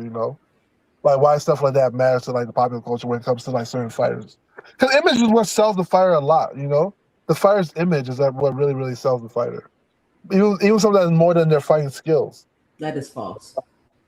Nah, that's not false, too, sir. That sounds like bullshit. Nah, that's not. I'm trying to tell you, the image of the fighter sells a lot. Look at it. I mean, Christine Rock just fought. When she fought on TV, fought live, remember? Because of her image. It's not because she was some good fighter. Because she fights on the street and she has a following. Yeah, because of her image. What else does she do? She's not. It's not because of her track skills. The way people talk about Tank Davis been doing a lot of box office ever since he's been getting in trouble. True story. About what? Box office. He sold a lot out. of likes on Twitter. What are you talking about? He sold out damn near every arena he's been in since he started getting in trouble. He sold out damn near every arena. Yeah, I'm not saying he wouldn't sell out. Obviously, the image doesn't matter that much. It does because he has the image of a bad boy. So Boxing Hacker, would you say his image is ruined? He got the women allegations. He got the gay allegations. No. Okay, so what are we talking about then? No, it's not ruined because boxing is a weird sport, right? So you normally have two types of images. Like you have like the good guy looking like the Sugar Ray Leonard type of image, and then you have like those bad guys who are like, the deviant ones, maybe like the Hagler type style, or like even Tank, like he has more of a bad guy persona, So him doing things expected, like Mike Tyson. Mike Tyson came out of jail, he was still selling tickets, like. So no, it doesn't affect that, but people will talk. Like we can't act like it's out of the ordinary that people are going to talk about it. People will talk because this is image. Like people thrive off image more than you think they do. So if that's the case, then why didn't that work out for Devin Haney? What do you mean? Why didn't what work out for Devin Haney? The bad guy image. Because that ain't him. He's not the bad guy. No. So like, I mean he had a daggone assault charge placed against him. He had the daggone domestic dispute placed against him. Yeah. He didn't been in multiple jumping. Been in multiple jumping. He had a gun charge placed against him. All these bad guys images. Why hasn't it worked out for Devin Haney? He paid a prostitute to have his baby. Okay, relax, guys. But when it comes to Devin, right? When you say it didn't work out, Devin's a high selling fighter, so we can't say things didn't work out with Devin. What the fuck you just say? Hold up, Devin's one of the highest paid fighters. Yes. Just because you hype, man, bro. Just because you've been getting overpaid. Let me play this video. We're not about to argue with Bicycle. Let me play this video. No, I won't fight Oscar. I'm his bitch, and I only got a few hours to fake being sick. No, I'm sick. I can't fight. Help me fake it. Hey man, I'm so tired of Richardson Hitchens, bro. I'm tired of that. Ain't he annoying? Man, I'm tired of him, bro. Like I'm sick of Richardson Hitchens. I like Hitchens, man. Which I think he'll outbox Brian. He'll beat up Brian Norman. I don't know. Norman's good too, though. I hope Brian Norman do him like he did the Japanese dude. Man, he's gonna outbox him. If Devin can box him, Richardson Hitchens can outbox him. I just don't think. I really don't think Richardson Hitchens that good. I really don't think he that good. He good enough to outbox Brian Norman. I gotta watch some film, though. I can't say that definitely.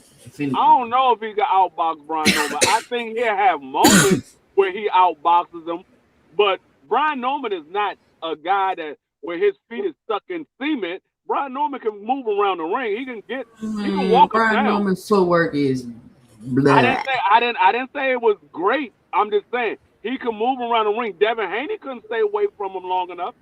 Devin Haney, he started walking Devin Haney down towards the end of that fight. Yeah, I agree. But he still like that. No, he got quick feet. He ain't really good.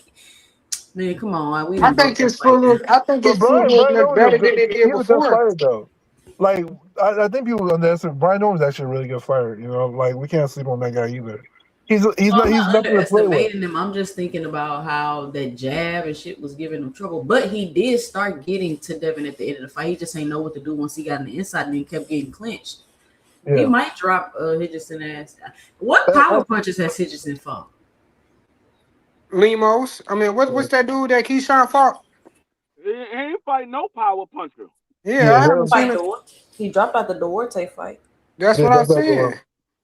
And that's another thing. Like, why this nigga want so much approval from Floyd? Like, bro, that shit weird. No, and that's another thing. If he was scared to get in a ring with Matias, what makes you think he gonna get in a ring with Brian Norman? I don't think he's scared of Matias. I think Hitchens will beat Matias. I think the IBF graduation clause is the problem. Man. I mean, whether you believe he could beat him or not, he didn't believe it because he didn't get it.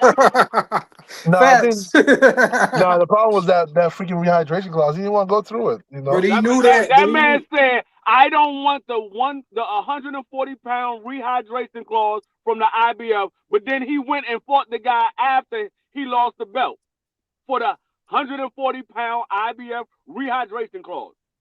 He didn't want it for Matias, but he took it for the other guy. He didn't think he could beat him.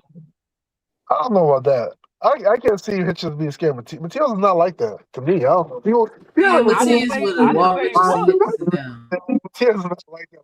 I didn't say Matias was, but see, when people say that, and then there was an opportunity for the guy to get in the ring, and he doesn't get in the ring, I can't believe that, because when you have an opportunity, who's a bigger name, Matias or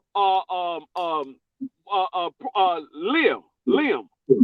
Matias is a bigger name. He would get more money for fighting Matias than he got for fighting Liam Powell.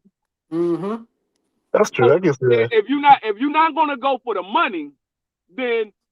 But what would you think when that fight? You said you don't want the rehydration clause, but then you turn around and fight for the rehydration clause right after he lose the belt. Then that tell me you were scared of him. Yeah, that's what I said.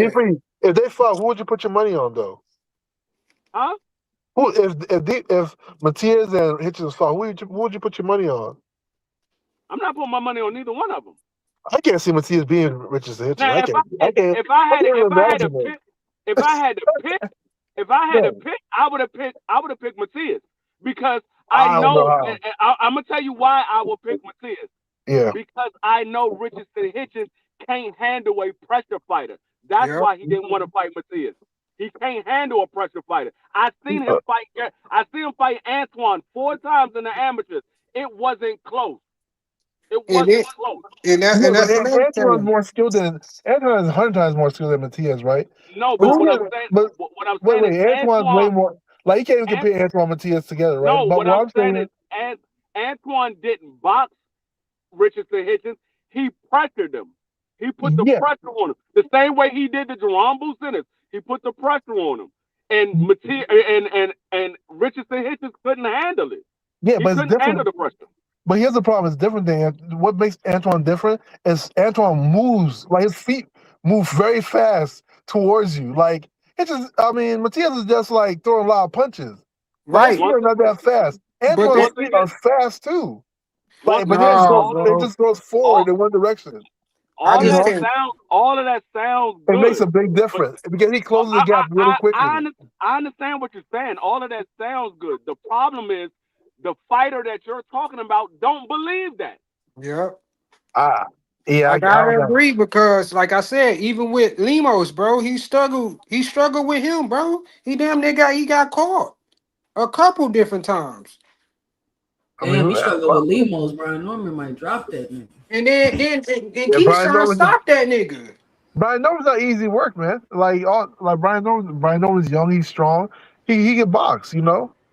I don't know if Richardson Hitchens beat Brian Norman. Hey, this the post you talking about from Richardson Hitchens, his page not verified? Yeah.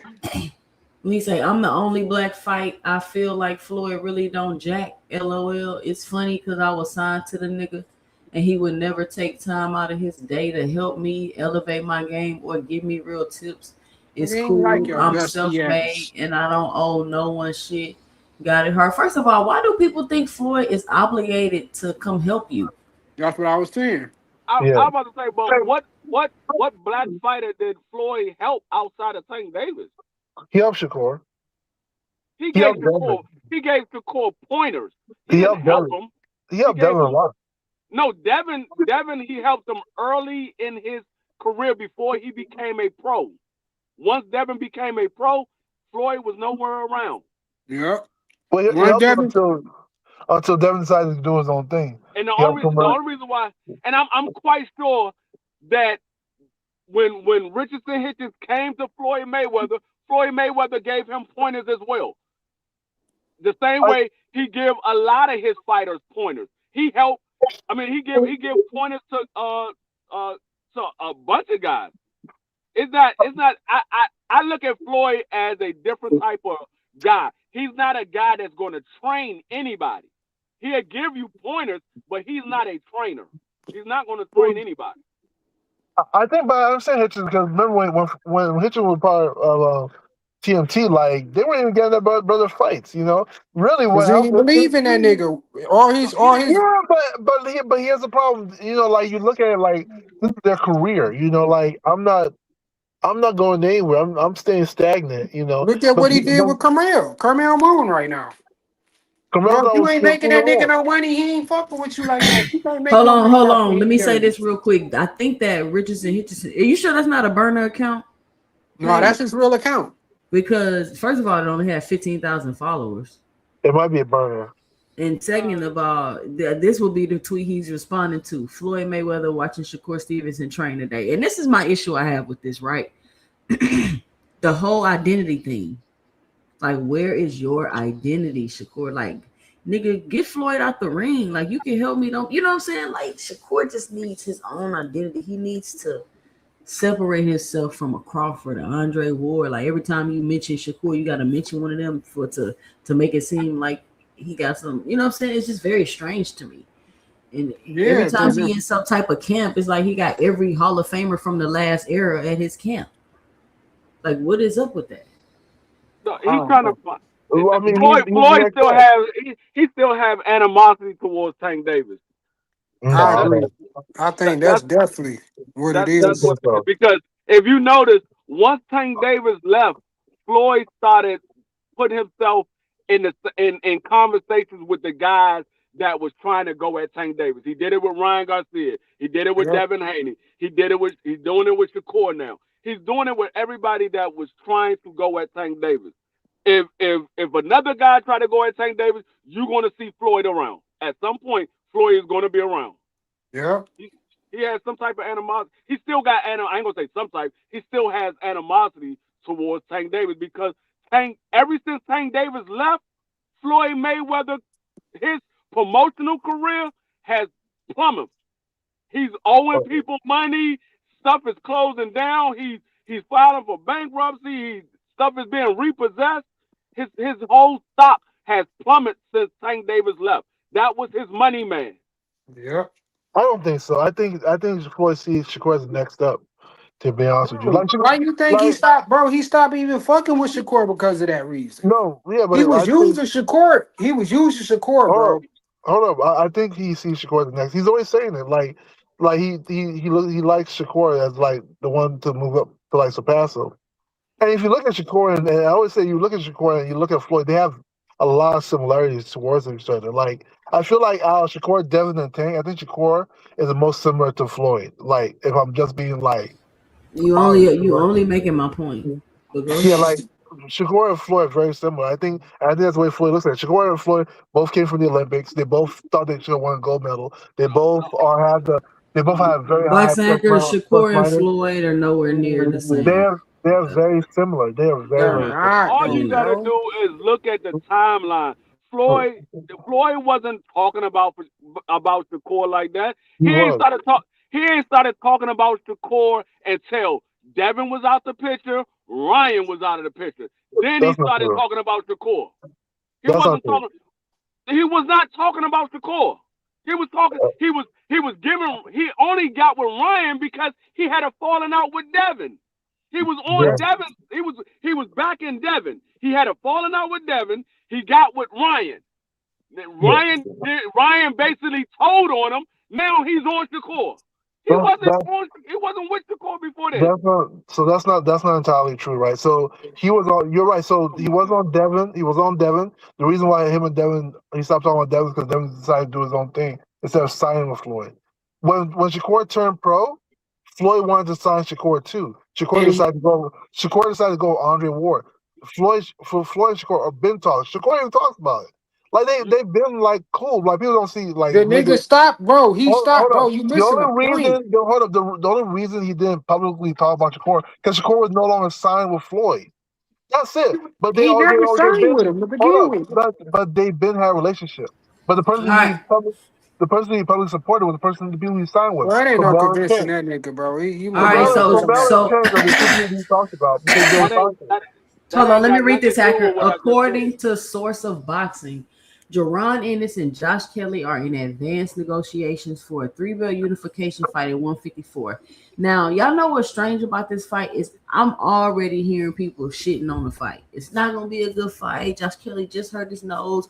Oh, Boots about to fight Josh Kelly next, but nobody want to see it. It's a fight nobody want to see. It's like, bruh, the Tank man Davis is. shit. Why is it on Boots to not take the fight available if the man is willing to fight because he hurt his nose? It's the Tank Davis effect. Why Bro. does Boots get criticism for that? Like it's for a belt. It's a championship fight. He hurt it. Y'all wanted Fundora to fight with his nose broke.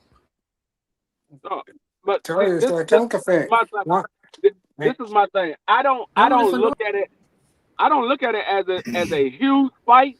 I don't look at it as a huge fight, but it's a fight that he needs to have if he wants to achieve his goal. It's not his fault that Josh Kelly happens to be the champion. That's not his fault. Josh Kelly won the fight against Boxrum. He became the champion. If it wasn't Josh Kelly, it would have been Boxrum. But Boxrum lost. So he's fighting Josh Kelly. That's a goal that he's trying to achieve, become undisputed. That's a belt that he got to get. Right now, Sebastian Fundora is not fighting Josh Kelly. So if Sebastian Fundora would have fought Josh Kelly, then maybe we would be talking about a Boots and Virgil fight right now. But Sebastian is fighting a mandatory. So Josh Kelly is out there with no fight. Boots is out there with no fight. He said, let me go collect this other belt. And then when I fight Sebastian Fundora, it can be for undisputed. Yeah, I like what I'm saying. They're already shitting on the man before he even make the fight. They're gonna shit on his run. Like it's just so obvious to see. It's like, come on, man. People always gonna criticize. They always criticize, but I think for him, it's the right decision. Like I think he should just collect the belts, and try to go for undisputed. Like do that. I think that's more important than fighting Virgil. To be honest with you. Now let's talk about this. Go ahead, Hacker. After this, we're gonna talk about this next. No, go ahead, Tristan. You go. Okay, so let's talk about this and what's going on with Virgil Ortiz. You know what? I think I got a video in my catalog that I made a while ago about Virgil Ortiz. I'm gonna see if I can find it and I'm gonna pull it up because if let me go look for this video. But what y'all think about this? Ortiz Charlo at 160 pounds. What do y'all think about anybody trying to catch Charlo off this 3-year layoff? Are y'all like cool or y'all like, come on, let Charlo get his tune up in? Me personally, I don't have a problem with Charlo getting a Virgil fight. I don't have a problem with Charlo going after a Virgil fight because Charlo wants to come back and put himself back in the picture.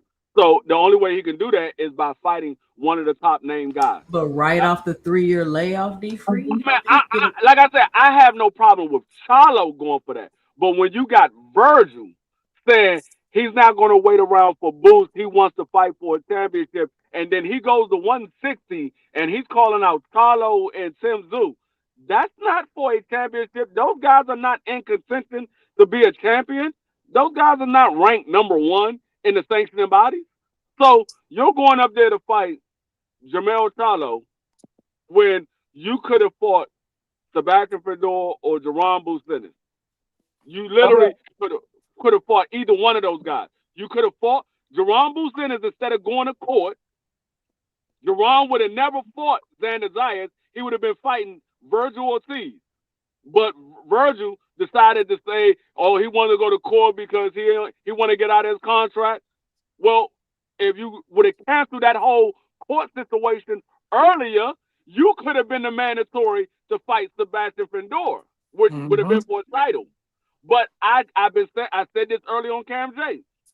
Virgil don't want to fight for a title. He wants the big money fight. That's the reason why he pulled out of the Boots fight, because he was only getting $3 million. He wanted $7 million. He wants to fight Jermell Charlo in Texas because it's a huge fight in Texas. He's going to get money. Jermell Charlo is going to produce a lot of money for him. Yeah. He fights Tim Tszyu in Australia. That's going to produce a lot of money for him. So he don't want to fight for a title. He wants to fight for big money. And that's why I can't respect him, bro. I mean, I'm tired of Virgil Ortiz. I'm tired of even talking about that nigga name, bro. But I think it makes sense though. You know why? So Because hold on, y'all. I want to show y'all a video I made 11 months ago about Virgil Ortiz, y'all. I'm telling you, I be so on point. It's crazy. So look, we're gonna check this video out real quick. Because Virgil been playing the game and I've been documenting. I'm so glad when I be making these videos and be in Chef Jupe RD in the building when I be making these videos and I be documenting it. Because this video, I'm gonna show y'all. Look. When did I make it? 11 months ago. Let's listen to what I had to say. So Virgil the Boogeyman. Hi, welcome to the channel. I'm Jay, and this is our 2 cents, where we talk everything boxing, and everybody's entitled to their own opinion. In today's video, I wanted to cover Virgil Ortiz and how everybody seems to be ducking him at the 154-pound division. But before we do that, make sure you punch that like and subscribe button, and make sure you let me know and drop it below your 2 cents as I go throughout the video. Be sure to help support the channel by hitting the Cash App at $2 boxing, or leaving a super thanks below, hitting the heart with the $sign in it. Just let me know I'm doing a good job and you appreciate the content. You can also call in at 281-845-2103 and leave me a voicemail with your 2 cents, and I'll play it on my next live show. So I just want to come on here very quickly and make a video about Luis Ortiz and him saying that all of a sudden everybody's ducking him. And I don't understand how you go from 147 pounds ducking Jerron Boots Ennis to all of a sudden moving up to 154 pounds. And now you're the boogeyman. If we run down the list, you said Terrence Crawford ducked you. Keith Thurman ducked you. Jermell Charlo ducked you. Boychuk, there's like everybody that apparently you sent contracts to don't want to fight and they're ducking you. But I wanted to talk about Charlo for a second because it seems as though people don't use any kind of common sense or deductive reasoning when they hear these things. Now, I don't know if I'm right or wrong. Jermell Charlo absolutely could have ducked Luis Ortiz, but I'm going to give you my 2 cents. Why do I keep calling this man Luis Ortiz? Why my 2 cents is my 2 cents. Now, we all seen Jermell Charlo put out all the AI call-outs, right? That was his hit list. And he was like, these are the people that I want to fight. Now, Jermell Charlo is coming off a long 2-year layoff. I'll be right back, y'all. To get himself together, he needs to get a fight in before he steps into, a highly competitive fight. Will he get a tune-up? I don't know. Jermell Charlo doesn't strike me as the Earl Spence type, but he don't believe in tune-ups. I think that he will get a tune-up because he's coming down from 168 pounds back to 54, and he's been off for a long time. So when I seen that, Jermell Charlo ducked Ortiz, the same thing started happening with Charlo, not as intensely, nowhere near as intensely, but the same thing started happening with Charlo that happened with Boots. Here come all the media. Charlo ducked Ortiz. He should have been calling people out if he didn't really want to smoke. I knew Charlo didn't want to smoke. I knew Charlo wasn't going to fight none of them people. And I'm like, hold on. Like, why is this the sentiment? Why is nobody scratching their head and being like, wait a minute now. Everybody can't be ducking you, Virgil. First of all, Virgil, don't you have a fight coming up with Lubin? So how are you sending Jermell Charlo an offer? And he's quote unquote turning it down. Let me know and drop it below. Listen, I don't know everything. Let me clarify again what this channel is. I'm not a breaking news channel. I don't got no sources. I mean, I do got sources, but I don't use the information that I get from my sources to break news to y'all, to show y'all I'm right, to show y'all I know everything. This is not none of that. This is just a platform for me to give my opinion on what I'm hearing and for you to give your opinion on what you're hearing. So let me know and drop it below your 2 cents. So Virgil, you got a fight coming up with Lubin. And I wonder if let's say he really did offer Charlo this fight. Golden Boy offered Charlo the fight, right? What are the stipulations? How do you know that Jermell Charlo doesn't want to take a fight where he's the A side, where he's the one sending the contract? How do you know, one, that they even offered Jermell a fight? Two, how do you know that the terms and agreement of the fight was something that Jermell Charlo would agree to? How do you know that the money was there? You seen who Jermell Charlo called out. How do you know that Golden Boy was offering him the money that he wanted to make the fight? There's a lot of things to consider before you just start calling people ducks, especially when Virgil Ortiz is involved, because he's trying to, him and Oscar are over there playing games. I heard Oscar come out and say he's not trying to put Virgil Ortiz in a tough fight after tough fight. And everybody seems to be ignoring that. And I think what the problem is they can't retroactively look back and start to see that this is a pattern with Virgil Ortiz, because if they do, in my opinion, then people will have to admit that Boots didn't duck Virgil Ortiz. Virgil Ortiz just been running around here capping since he got to the 154-pound division. Now, Virgil Ortiz and Lubin is a decent fight. I think it's a good fight. I'm not taking nothing away from Virgil Ortiz. This is no testament to his skill or how good he is in the ring. I just want to come on here real quick and bring attention to the pattern that Virgil Ortiz is creating with quote unquote offering these people these fights and they're turning them down. Why are you lowballing them? Like we don't know why they're turning them down. I think all of these situations are isolated incidents, and you have to look at the facts surrounding the situation before you make a decision. And to me, the facts that I'm seeing is Charlo may not be ready to fight you right now. And it's a plethora of other things that could have went wrong when you that was wrong that he didn't agree with when you offered him to fight. You heard Charlo say he got a fight date on the way, which means he probably already is working on something and has something in the works. And you were about to fight Lubin. So where's the duck stuff coming from? And we also got to understand that just because somebody offers you a fight and you don't take it, that don't mean you scared to fight them. There's so many things that come along with accepting a contract, especially when you're on the level of a Charlo, former 154-pound undisputed champion. Now, am I right? I don't know. I could be completely wrong. Charlo could be scared of Virgil, don't want the fight, don't want the smoke. All of that could be true. But I'm just giving my perspective and my 2 cents. You give your perspective and your 2 cents and let me know and drop it below or call in 281-845-2103. But I really just want to hop up here real quick and give my perspective about that because I'm not understanding why now all of a sudden people is accepting the fact that Virgil is the boogeyman who ain't never even had a championship belt. He run around with an interim belt. But now all of a sudden he's a boogeyman at 154 pounds. Don't get me wrong, he did dismantle and beat Madrimov, but to me, y'all want to make it seem like a big deal because Virgil Ortiz beat Madrimov, but y'all only doing that because Madrimov made Terrence Crawford look a little average, in my opinion. He made him look a little average. But I just want to come on here real quick and say that I'm at the office right now. I had to record this video early in the morning because I've been so busy and I like to record videos. All right. So I made that video 11 months ago about Virgil. I've been on Virgil head. Y'all think this is new. I've been on Virgil head. I'm just fed up now at this point. He been capping. I've been told y'all. But you know what you said? I'll say this. I think it's a good move. You know why? Because there's a Charlo. I can't hear you. You sound like your phone is stuck in your stomach. You sound far away. Can you hear me right now? Yeah, I can hear you. So I think it's a good move because you know why? Because isn't Charlo lineal at 154? Mm-hmm. Yeah, so he's lineal. So that will make if Virgil wins, that'll at least give some kind of momentum for the Boots fight because Boots is unified and Virgil's the guy with no chance. Even though lineal's not even a real it's not a visible title, but at least you can say you're a lineal champion. But he's fighting him at 60. He's not fighting him at 54. Oh, he's fighting at 60. Oh, I don't know about that. Yeah, he's fighting him at 60. Or he's trying to fight him at 60. I thought they were going to do 54. No, he moved up. He moved up to 60. Virgil moved up to 60. He's officially at 60? That's what he said. He said he moved up to 60. He about to move up to 60. I brought this up. I brought this up because I was asking, what do y'all think about the Charlo Tim Tszyu fight that they're talking about? When I'm hearing that Charlo and Tim Tszyu about to make a fight. So it's just another example of Virgil and his clout chasing. That's all he does is clout chase. And it's like nobody noticing, nobody seeing. I got a video calling the shit out a year ago. He's still doing it right now to this day. And people just la, okay. And it's like, come on, at what point are y'all going to pick up on this dude doing this shit? Yeah, I mean, it's the same thing like what happened after he fought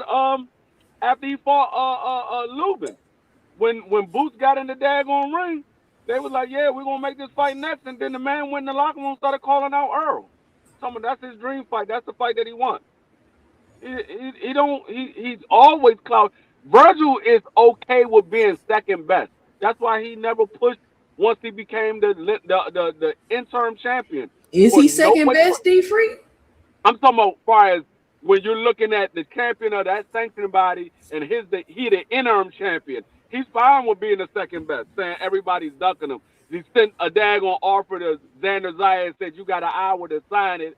Xander said he signed it in 10 minutes. They said, oh, we're going to fight Magnavoff. And then he was supposed to fight Bosram, but then Oscar was like, nah, I think we don't want to give him too many tough fights back to back. So he's okay with being second best. He ain't got I mean, whatever guy, like, you can look at guys that came in the boxing industry the same time he did, or came in the boxing industry after he did, and these guys are already been champion or already fought for titles. Like, you got daggone Abdullah Mason is a champion now. You got daggone Shoo. He's a champion now. You got Xander Zayas, who was a unified champion.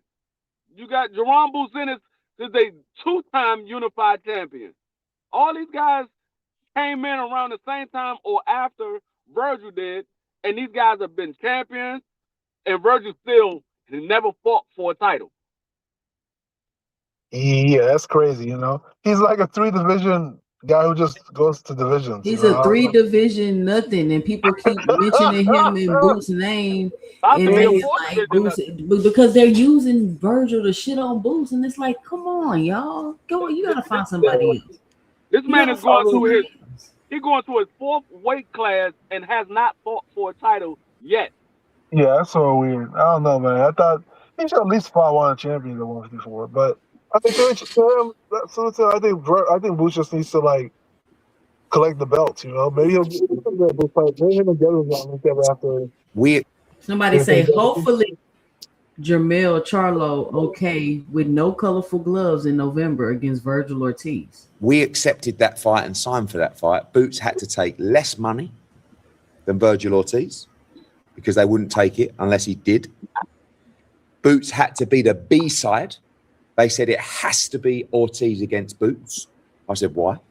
No one's got a world championship. No, we're not taking the fight unless it is. Okay. They even asked him to cut his beard and not wear colourful gloves. All of the things that he agreed to do to have the opportunity to prove he was the best. We accepted that fight and signed for to take less. That's why I'm done with Virgil, y'all. Y'all see, I've been on Virgil head, so I just wanted to point that out that this ain't new. This might be new to y'all because y'all don't be watching my videos. I've been on Virgil head. I cataloged everything for this reason. I've been calling this pattern out with Virgil. He's still doing it. He's still clout chasing right now to this day. Talking about he about to fight Charlo. And Charlo and Tim Zoo say they about to fight. But nobody, I feel like I'm the only person pointing this out about Virgil. I haven't heard nobody else is saying they steady trying to use Virgil to shit on Boots and act like Boots is doing something wrong. When I just showed y'all what the man already agreed to fight him. Listen, for all of y'all that keep saying Boots need to make a fight, Boots need to call his bluff, Boots need to listen to this again. He's already done all that shit y'all saying.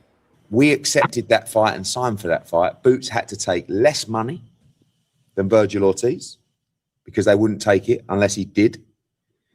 Boots had to be the B side. They said it has to be Ortiz against Boots. I said, why? No one's got a world championship. No, we're not taking the fight unless it is. Okay. They even asked him to cut his beard and not wear colourful gloves. All of the things that he agreed to do to have the opportunity to prove he was the best. Yeah, that's why I said Virgil has to wait for Boots to circle back around. You ain't got to do no heavy lifting. You will be fighting Boots for undisputed. For the first time you ever fought for a title will be for undisputed. All you got to do is just wait for your turn because man, I wouldn't fight him. I mean, like I said, I have no problem with Boots fighting him. He has to be last now. I gave you the opportunity. You had the same way that Tank did to Ryan. He gave Ryan the A side. When Ryan pulled out of that fight and came back around, Tank said, "Now I'm the A side." I gave you the opportunity to be the A side. You wanted to fight. I gave it to you. I gave it on all your terms. You pulled out. So now you have to wait for me, and then you will be the B side to me. The same thing that Jerron would do to Virgil. I gave you the A side. Now you're going to be the B side. You're going to do it on my terms. Wait, is Virgil that popular? You know, like, it's so weird that they do all this for Virgil, you know, because I always think back to that Brian Norman situation when people say Brian Norman ducks, but Brian Norman wasn't asking for all that. But they didn't oblige Brian Norman, but they obliged like Stanionis. They obliged Virgil. To me, that's a little crazy. I don't know, man. I don't know why would they oblige him to that extent. Like, imagine it's Ortiz versus Boots. Ortiz has no titles, and you're the unified champion. That looks crazy on you a little bit. And Ortiz is gonna walk out last. You gotta carry your belts, walk out first. Like, like you're the contender, you know. You know, so it's I don't know. It's weird to me. I don't know. It's a little weird. And that's why I always, when people tell me that Brian Norman ducked Boots, I'm like, I don't know. He definitely did. I don't know. I don't know, Toussaint, because that man ducked Boots. I thought that so man, as well. But until I don't even think he ducked Boots. Like, he had no reason even fighting Boots. Like, I was like, what's this? A dumb fight. That man was offered. He was offered 10 times the amount of money that he ever made in his entire career, and then the man he turned the fight down and went and go fight for much less. He fought for like 300,000 on an undercard. Yeah, but look. Yeah, let me let Ju. Hold on, Boxing. Let me let Ju go. She just came up here. Ju, Chef Jupe RD in the building. What up? Jupe, you on mute? Jupe, you there? She might have walked away. Jupe. All right, Jupe, you probably can't hear us. I'm gonna have to kick you off and put you back on. Y'all tell Jupe can't nobody hear her, or she can't hear her. I can't hear. Hey, can y'all hear me? Oh, there you go. Okay, there she My go. bad. Sorry, I'm in and out. I'm like moving around, so I had to call in on this. So like, What's your 2 cents, real quick?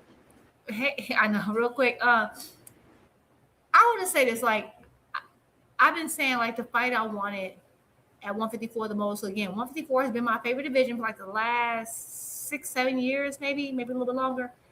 Oh, one of my favorites, but normally it's like always at the top. And I wanted this fight so bad, but the way I agree with y'all, like the way Virgil moving is crazy, and I love that you called it early, and I've been calling it out too. Is like I really feel like he just, and I'm gonna ask y'all this. Like I'm wondering if it's a Golden Boy thing, because what I'm noticing with Golden Boy is that they have these fighters and I feel like they protect them. Like even though they're like, oh, like.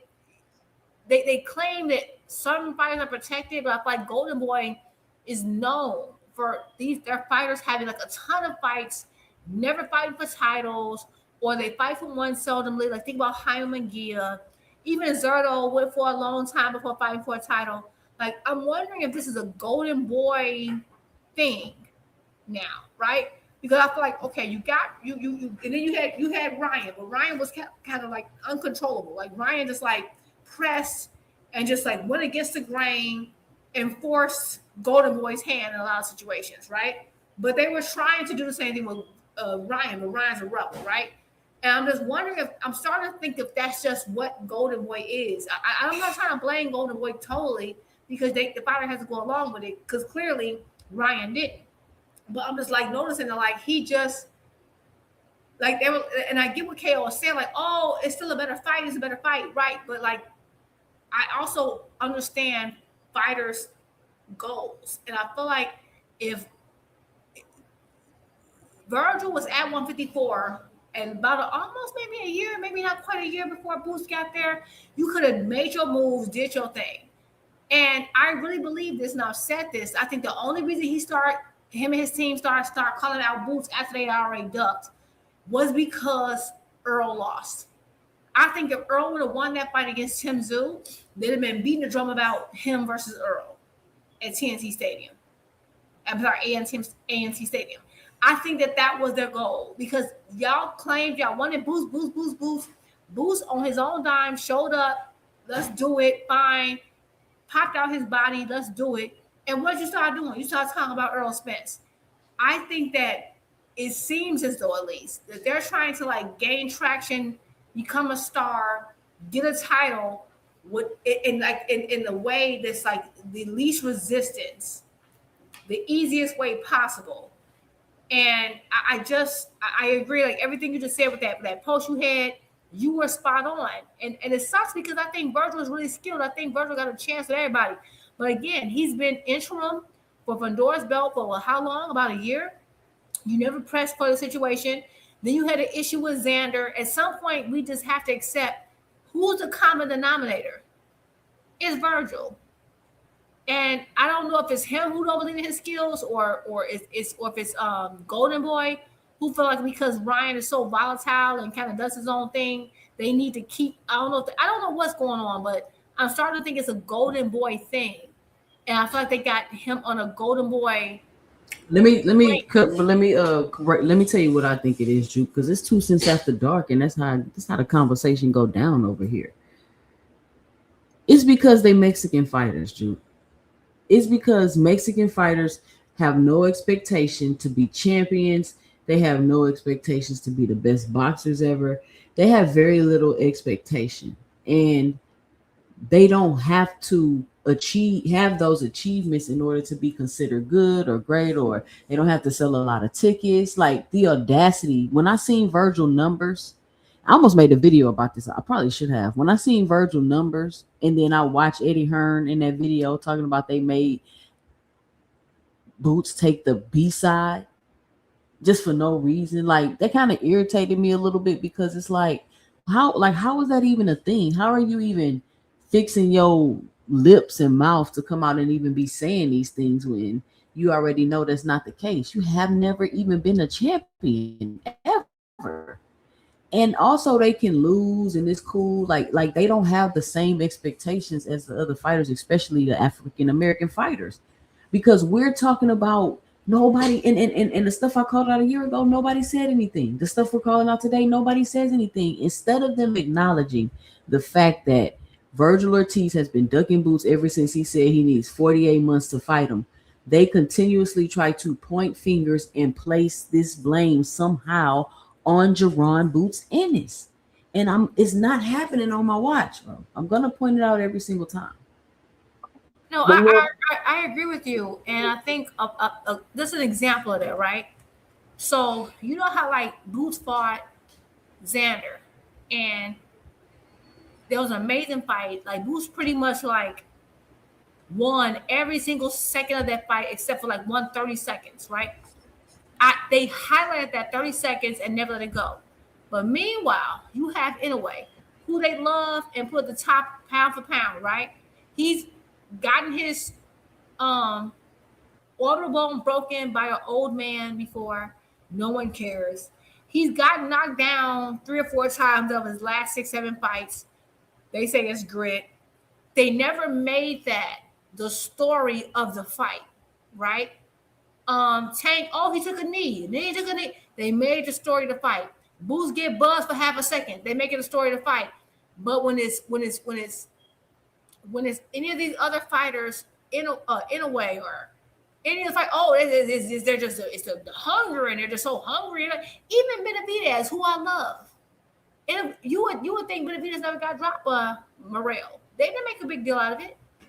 And I do think I hate to say it is unfortunately a racial component. As a black fighter, there is a higher bar, a much higher bar, because there is no way, whether it's Tank or Boots or even Shakur can get dropped without them making it a big thing. But like anybody can get dropped all the time, and it's like, oh, he's pound for pound number 1. It don't matter, right? And I agree with that point, and it's very unfortunate because no one made Inoue getting dropped multiple times, having his audible broken by a man who's 40 plus, a big issue. Can you imagine if that happened to Tank Davis, or if that happened to Boots, or if that happened to Devin, or if that happened to Shakur? They would be questioning their greatness, but they don't get. But Inoue don't get his greatness questioned. He doesn't. And that just says a lot to me. But yeah, I agree. It's very unfortunate. But I like Virgil, but I feel like Virgil gets away with a lot that no one else can get away with. Like he can blatantly just like, oh, I got all these legal issues. I ain't got to take this fight. I have to call you out. And after you show up to my fight, after calling your name a gazillion times, now I'm suddenly want to fight Errol Spence. And then the minute Errol Spence lose, now you claim to call him out. But now you call like it's just crazy. The privilege that certain people do have. And I'm not saying it's a fault of their own, but it is systematic and people need to acknowledge it. You know what? I actually agree with your original statement, Drew, where I think it's really. I don't even think it's a racial issue because of Kid Austin. Because remember, Kid Austin had the whole situation where like, he wanted to fight Shakur, and Austin came out. Austin was like, "Oh, don't fight Shakur, don't fight." The same thing with Ryan. He came when Ryan wanted to fight Tank. Oh, he's not ready for Tank. I feel like Oscar protects his entities. You know, I think that's what it really comes down to. If I it think it's wasn't a for Kid mixture of Austin, both. yeah, but if it wasn't for Kid Austin, I would say maybe it's a Mexican thing. But Kid Austin, definitely not Mexican. He's definitely protecting him every step of the way. Like it's sort of like, and what's annoying about it? But he's not Austin getting got, away with shit from the fans though. oh Yeah, no, and I made two separate points, right? I'm saying there's a golden boy thing, and then I'm saying there's a different standard. So the golden boy thing was a separate point from the last point I just made. Yes, I agree. Golden boy. I'm wondering if Virgil Ortiz, like the issue, like if we look at a lot of the fires that came through Golden Boy, Canelo took a long time too. Canelo had a lot of fights before he became champion, and they felt like he could take on Floyd, and they bet wrong. Ever since they bet wrong, they've been cautious. That's why he didn't want Ryan to fight Tank, and also like they're been very cautious. You have Mangia, who won a long time without getting a championship fight. That's his own separate issue. I'm saying the other thing I'm pointing out is how we view fighters and judge them by their performances. That's beyond Golden Boy. That predates Golden Boy as a promotional company. Right, I'm saying is that the way Boots got screwed, like the way people take that, Boots beat the hell out of Xander. He demolished Xander, but they're like, oh, that one clip of a second, and they harp on it. Meanwhile, Inoue has not only gotten clipped, he's got his orbital bone broken by a man 15 to 20 years older than him. They never made it the focal point of the fight. It was just that he won. Yeah. Inoue has been dropped, like what, of his last 5 or 6 fights, 60% of the time. They don't make it a focal point, but Tank Davis took a knee. When Shakur fought Cepeda, that little second when he buzzed is different. Like non-Black American fighters get hurt or clipped, and they like, it's just a part of the sport. But if you get buzzed or clipped, it's the focal point, and we need to highlight that and only talk about that. It's a difference. They have such a much smaller room for error. They have much smaller room for error. That's all I'm trying to say. Yeah, let me say this real quick so we can switch gears. I want to talk about this Baumgardner. I want to talk about women's boxing for a second. Alicia Baumgardner just released that she's about to fight. I can't remember who she was about to fight for. I think the championship belt. Not sure what sanctioning body.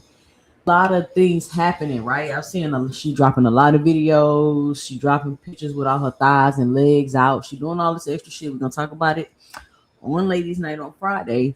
But now what's happened is because they've created so much attention and so much criticism and so much comparison with Clarissa Shields that now everything these women fighters do is going to be compared to Clarissa Shields, and it's no comparison, so it's never gonna look good. You feel what I'm saying? Like Clarissa Shields just sold out 18,000. I don't care if you think she sold it out. I don't care if you think she gave the tickets out and they just showed up. Either way, you pass out 18,000 Alicia Baumgardner tickets. How you think 18,000 people gonna show up? I don't think so. No. So that they shouldn't have never started that, but I'm glad they did, because now it would only highlight more of her superstardom and the things that she is contributing and doing for women's boxing. Now, that doesn't take away from what other people have done for women's boxing, but I'm just saying, it's really no comparison when you're honest. So let's listen to a couple of conversations about Clarissa Shields, and there's one of them that I really just kind of wanted to push back on a little bit, but it's still a very interesting topic. This might be the most attractive card. This ain't massive, bro. This ain't massive. Massive. No one knows Tehran. And Alicia's not from Texas. This won't be a movie. We was just discussing that Jake taking these women to ESPN has been a hindrance for them. None of those women at all, Michaela Mayer included, have ever had a movie. Clarissa puts on movies like Clarissa's at the Tank level. We got to give her respect. She could put on a movie with the girl she just fought, Kay Scott. She got celebrities coming out for Kay Scott. Ness, you surface level, bro. Stop being. See, you are hardcore, but then you magically. No, listen. You are hardcore. Michaela did a big fight, and it didn't look like that. She even did a big fight with Alicia, and it didn't look like that. No, bro. No, bro. See, you too surface level, bro. You are hardcore. You just gonna try and you're just gonna try and discredit that they are great promoters. No, I'm not. I'm gonna tell you the truth. I watched motherfucking Rolly and T.O. prelims while you was on that tremendous 10 speed. You and your wife somewhere on an island instead of doing your fight chat. I watched the fucking prelims, and there was nobody in that motherfucker. Let's be clear. Now, fast forward to Clarissa prelims. But there's never anyone in the prelims. Okay, well, let me land. Now, let's go to Clarissa's prelims. Ryan, that shit was packed. Why was it packed? Ray J was fighting. Orlando Brown was fighting. Tashiki was fighting. And that's good promoting. That's good promoting. It's not. All right, Hacker. Don't be mad that Jake didn't set up Alicia to be a star and put it in front of the masses. Bro, it's the circus, bro. That's what we telling you, that he's got to promote better. Instead, he took the women off of a network where boxing fans existed, and we can spread the word with word of mouth. Listen, what I said in my monologue was real. I didn't know this fight was happening. And I'm not talking about Alicia. I'm talking about Michaela's. I'm talking about MVP as a promoter for women's boxing is doing horrible. Their fights keep just popping up.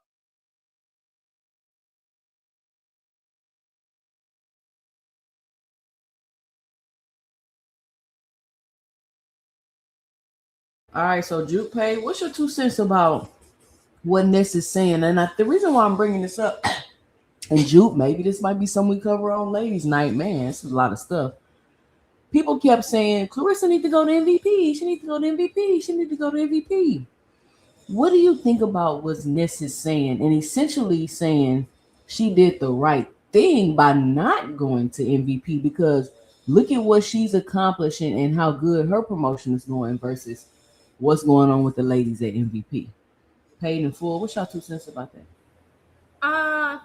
No, I agree. I never thought she had to go to MVP because she was the big, like, when it comes to, like, I feel like when it comes to coming over and signing stuff like that rule applies to people who would not be the A side against everybody. There is no one who's in women's boxing who would be the A side of a Clarissa. There's no one. Whether you like her or not, there is not a single fighter, whether it's Katie, whether it's Alicia, there is not a single woman in women's boxing who will be the A side of a Clarissa. So because of that, she ain't got to do anything. I maintained that.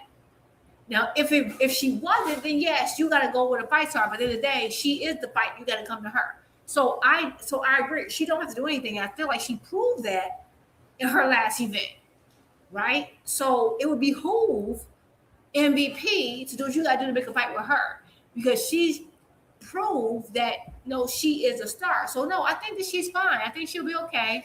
Plus, MVP don't have any fights for her anyway, really. Like, who do they have? Like, I can see they had like 2 or 3 fighters, and then we can even have a conversation. But like, there's no fighters you have. You have smaller women, which makes sense. They're not in her weight class. So, and even if you did have a woman in her weight class, that they would have to be somewhat comparable to her, name-wise, namesake, to even have that discussion. There's no one you have with in or around her division to even have a conversation to be on equal footing. So yeah, I agree.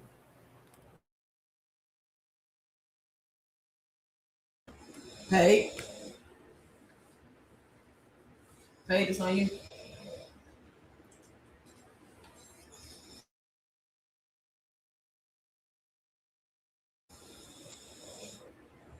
Okay. Well, my bad. My shit was muted. oh yeah, go ahead. Yeah, I was gonna say, yeah, I think she's good, bro. She don't really need to go to MVP to be, especially like when you moving, you selling tickets on your own. I think the majority of the fighters again gonna have to come to her.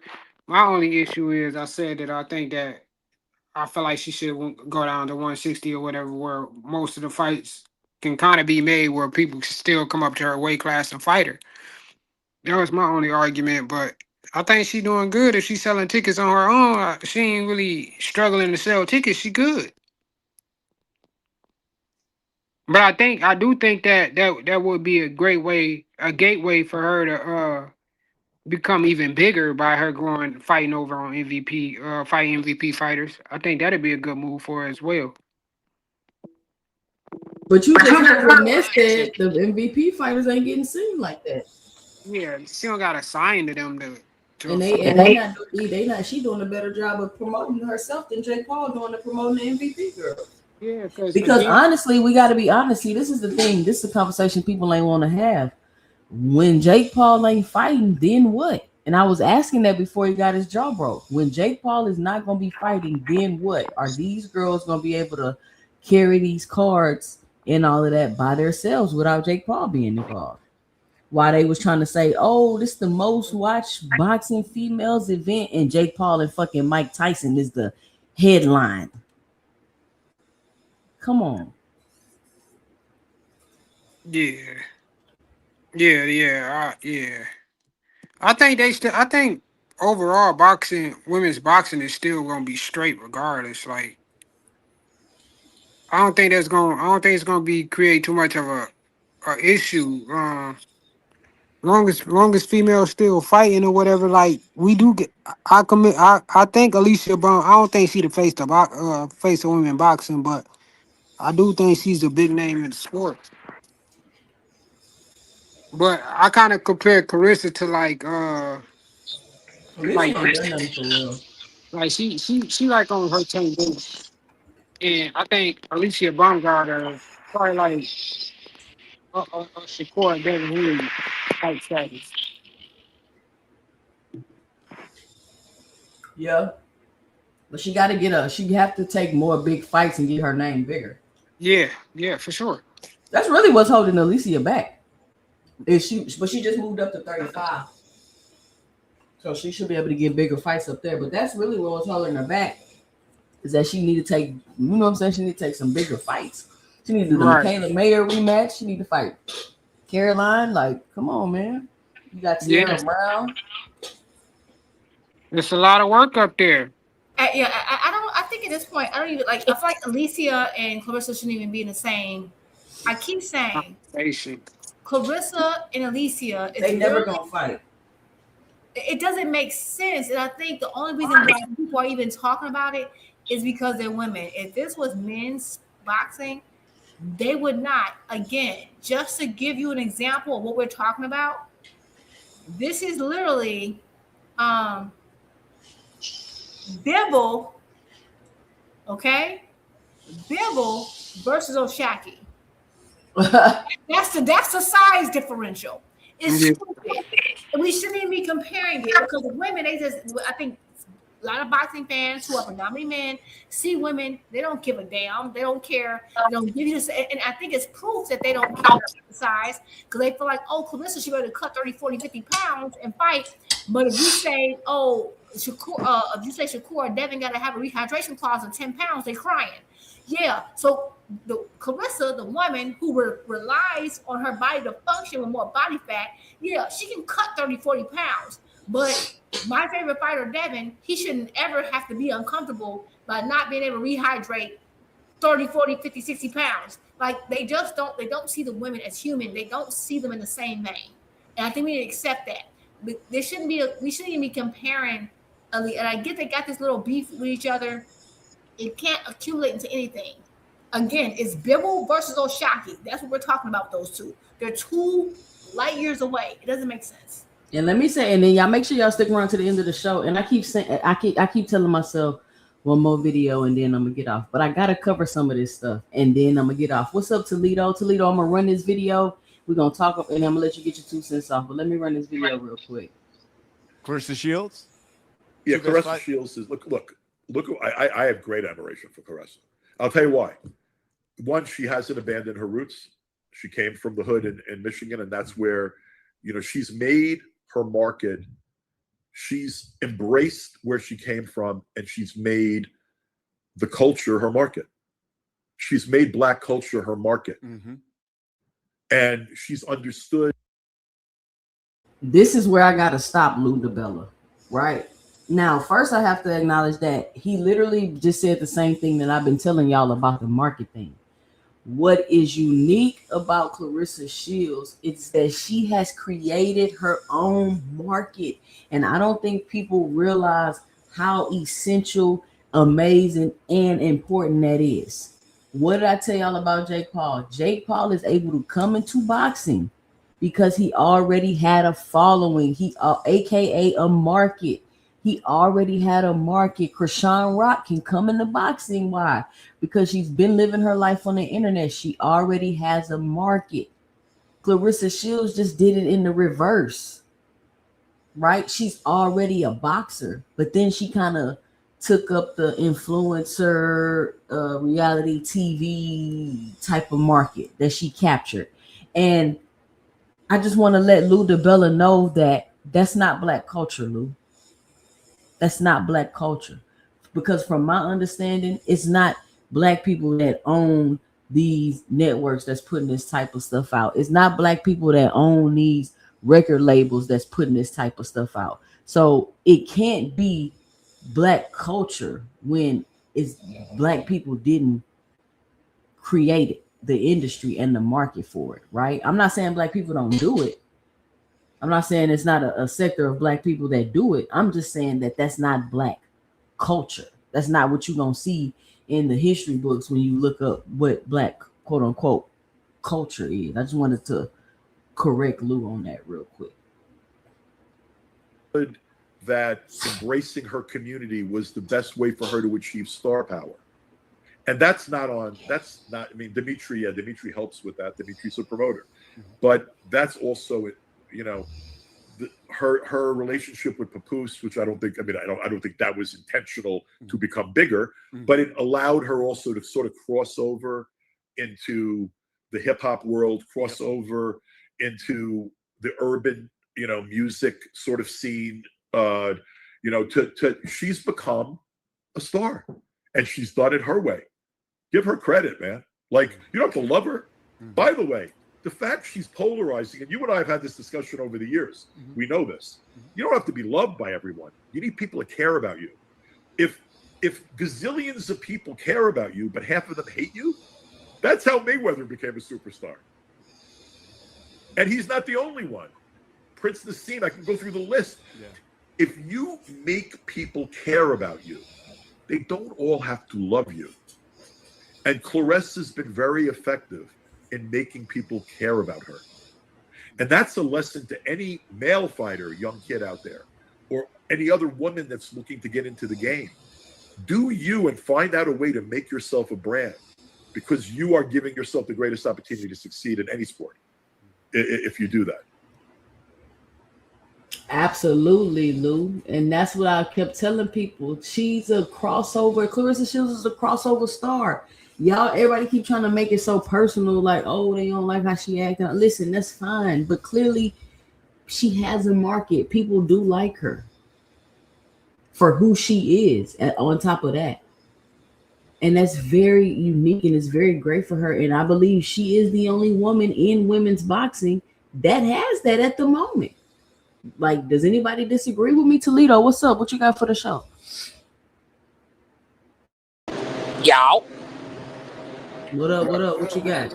Shit, I just, we talking Claressa. I come out, you feel me? I appear like a thief in the night when we talking about Claressa. Hold on, goddamn it. That's the bat signal.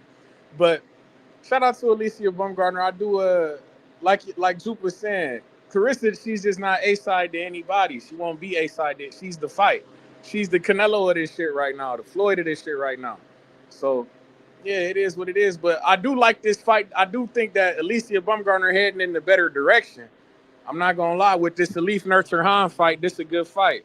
IBF Championship, 135 smoke. I like that. To me, it's pushing us closer to the Caroline Dubois fight. That's all I'm asking for. When we get down to it, we getting closer to what I'm trying to see. I need Caroline Dubois to win this fight this weekend. Then she go fight Stephanie Hahn. She get that belt off of her. Then it'll be, you feel me? We on the road to undisputed at 135. That's all I need to see. So, yeah, I like this move. But like I say, as a guy who's been to an Alicia Baumgardner fight and a Clarissa Shields fight, Alicia got some work to do before we talk face to women's boxing. How much work? A lot of work. I ain't gonna lie, a lot of work. A lot of work. I was at when Alicia Baumgardner rematched Christina Lenartu. I went to that fight. That fight, it was maybe like 2,500 people in there. You feel me? It was no Clarissa fight. And then I went to the Clarissa fight when her first fight at heavyweight, when she knocked out Shorty from Canada. That shit was totally different. Both of those fights were in Detroit. Alicia's fight was at the Masonic Temple. Clarissa's fight was at the Little Caesars Arena. It's totally different. You feel me? It's levels. Alicia Baumgardner done fought in Atlanta before, but nobody ever mentioned that. Motherfuckers act like they forgot that she fought in Atlanta. She fought in Atlanta before too. It didn't look like the Clarissa Shields fight. She was on Brinks TV. You feel me? Against Layla Boudouin or something like that, I believe. It didn't look the same. It's not the same. You get what I'm saying? So that's all and Alicia's biggest fight when she fought Michaela Mayer, people act like they forget that was on Clarissa undercard. She was the co-main event on that card. When Clarissa went overseas, international, to fight Savannah Marshall, Alicia Baumgardner was on the undercard. Shout out to Alicia, though. Like I say, she's from Ohio. I rock with her. Shout out to Fremont. But it's not the same, and there ain't nothing wrong with admitting that, man. Alicia Baumgardner, she got work to do. It's okay to say. MVP, and I do agree that MVP, I ain't gonna lie, that shit lost a little bit of steam. Like, on the ESPN, there's nothing over there. It's nothing over there. Like, I don't know. I get that it like when Alicia do fight, I will give her credit that it's on regular ESPN. It's not ESPN Plus or ESPN Ocho or ESPN 2. None of that. You feel me? It's on the real deal ESPN. I get it. And if you go to a bar, people just leave the TV on ESPN. You feel me? Like anybody that been to a bar, you know what I'm saying? Like this, it's just sports showing. They just leave the TV on. It's usually ESPN. I get it, but it's still not hitting the same, man. It still don't have the same impact that Clarissa Shields is having on the boxing game. And that's all I want to say. But this weekend, we got big fights in women's boxing. I'm with the shits. I love women's boxing. I just love violence in general. We with the shits, man. I hope Chantel Cameron can beat Michaela Mayer. I'm hoping for a good fight, but I want Chantel Cameron to win. I'm not going to lie. I'm a Cameron fan. I like her a lot. I feel like she got robbed against Katie Taylor. And no matter who wins the fight, I would love to see them get in the ring with Clarissa Shields. I would love it. Cameron and Chantel Cameron would be more likely to give O'Shea Jones the fight at 154, IBF champion, one of Toledo, Ohio's finest. You hear me? Shout out to O'Shea Jones. Why Michaela Mayer won't give O'Shea Jones the fight? Because they besties. Oh, you're not aware. They besties. That's my bestie. They not getting in the ring together. They might. I doubt it, but I don't like to watch friends fight. As you can see with this Rolly and Tio, perfect example. You feel me? I don't necessarily enjoy when friends fight each other. But yeah, O'Shea Jones and Michaela Mayer, they're besties. I don't see that fight happening. I don't see it happening. I'm sure it could. I know people say if you're my friend, let's make money together. But I don't know. I don't know. We'll see. But let's go Chantel Cameron. Let's get it done. Yeah, had the best resume in boxing. One of the best resumes in women's boxing. I'm not gonna lie, with a victory over Michaela Mayer, Chantel Cameron would be the one. She would be one of those ones. Let's see what Mayer got to say about that, Toledo. Let's see it. There, what will be the difference between the two of you? What's your answer to that? What will get you over the line against Chantel? Just my versatility right now. I think I'm really hard to train for because I've just developed so much in these last 10 months of being in the gym. I know I haven't fought since last October, but the things I'm doing now, it's really impossible for Chantel to have trained for me at this point. So I want to go in there and do everything I can to make it a very, very obvious win and maybe a stoppage. We'll see, but I know I'm coming out with my hand raised. I say this as an absolute positive. Your ring IQ, your ring generalship, it speaks for itself. But inevitably, there's something in Michaela Mayer where you like to turn it into a dogfight and a fight of the year contender. Can we expect a little bit more of that, or are your coaches ready to throttle me off camera and say, no, we're going to do this box? This is a boxing match. We're not going to get into that sort of fight. I mean, I think the best fighters do a little bit of both, right? I'll never be the type to run around the ring, and I worked on making sure that my inside game and when I do press forward that my defense is tighter and I'm the one landing the shot. So I'm definitely going to be using a little bit of everything that I got. But knowing me and Chantel's style, there's definitely going to be moments where it may be a dogfight, and that's okay. I'm sure the fans will enjoy it. But I know I'm going to get the better of those exchanges.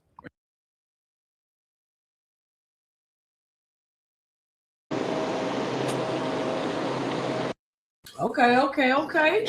What you thinking, Toledo? I like it. It sounds good. Like I said, I like Michaela Mayer. I know she can box. She's a damn good fighter, damn good boxer. I believe she. Like, I won't be surprised if she win the fight. This is a real pick'em fight to me, to be honest with you. But I'm just personally rooting for Chantel Cameron personally. But if Michaela win the fight, good on her. I heard her say that she would take the Clarissa Shields fight. She would take the Lauren Price fight, so I can't be mad at it. I'll look forward to it. Should be a good fight. I mean, I think she's just too slow for Shields. But I guess that's a fight people want to see. You can see her in there with Shields. Juve, you got anything on the fight? All I got is that I actually don't mind Michaela Mayer winning. Like, I think that since she's so eager to fight, because she's moved up, she's longer, she has a long reach. I think even if she's at 130, she was squeezing herself down. I think I'm rooting for whoever I think is most likely to fight Shields, right? So, and I think it's dope that imagine if Michaela wins, she's gonna show that, hey, we were roommates in the Olympics, we're friends, and we're gonna go on there and throw them things. And I think that this will be an opportunity for the women to show how friends, people who respect each other, can go on there and put on a good fight. So I'm looking forward to that fight this weekend. That's all I really got on it. I'm also Alicia Baumgartner fan. I really like I love that she's moving up, because everybody's like, oh, she's scared to move up, blah, blah, blah. She's moving up. She's taking on the IBF champion. I think it's the IBF champion. I think it's going to be a really good scrap. I'm happy to see that we move a little bit closer to her Dubois. So when it comes to women's boxing, I'm kind of happy right now. I really got no complaints. And the Alicia Baumgartner card, got some good undercard fights on it too. So, like, when it comes to women's boxing, I ain't got too many complaints. I'm happy.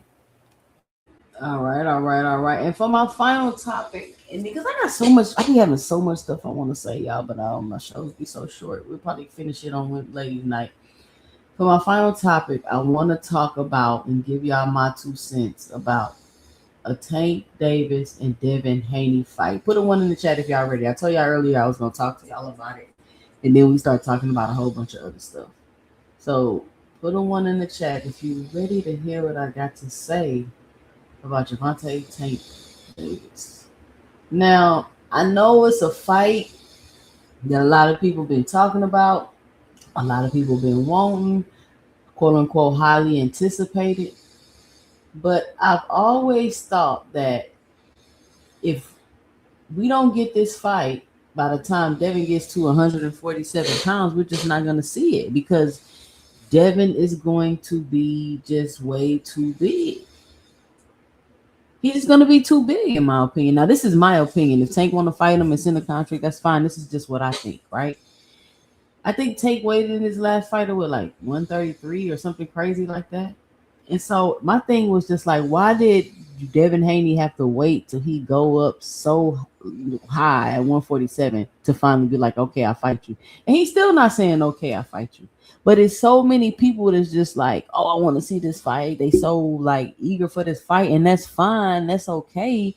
But I'm just wondering, like, if they really thinking about it, like, damn, Tank gonna go, like, even if he meet him at 144, like, that's still...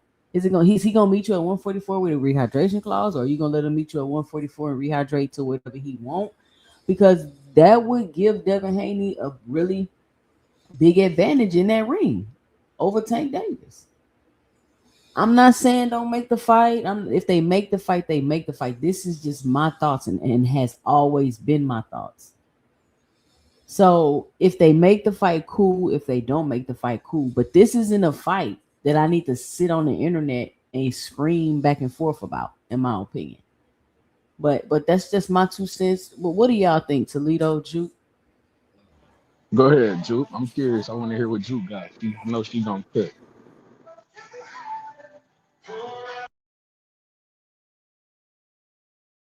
It's on you, Juke. I think she might have stepped away, Toledo. Oh, okay. Hold on. Give me 1 second. I'm at work real quick. Give me 1 second. Okay. Yeah, you got the music in the background. You got a party. The boy at a party. Boy at the party.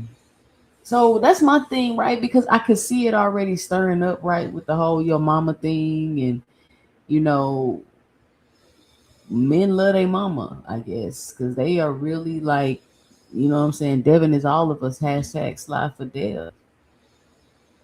Hashtag slide for Dev. And so,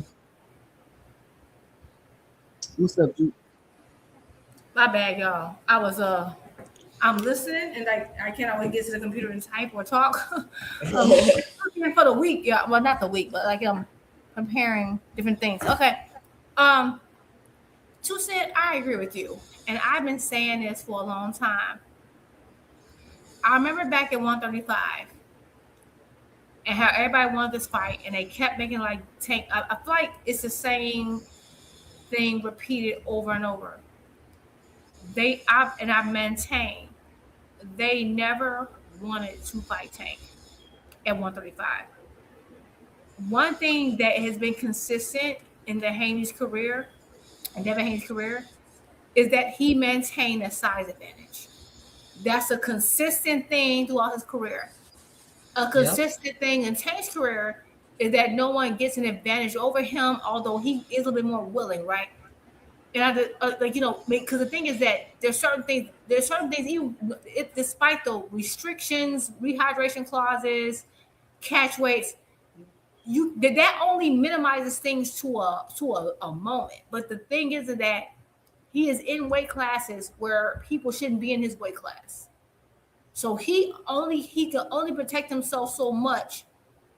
Devin is going to go out his way and has always throughout his entire career gone out his way to maintain an advantage.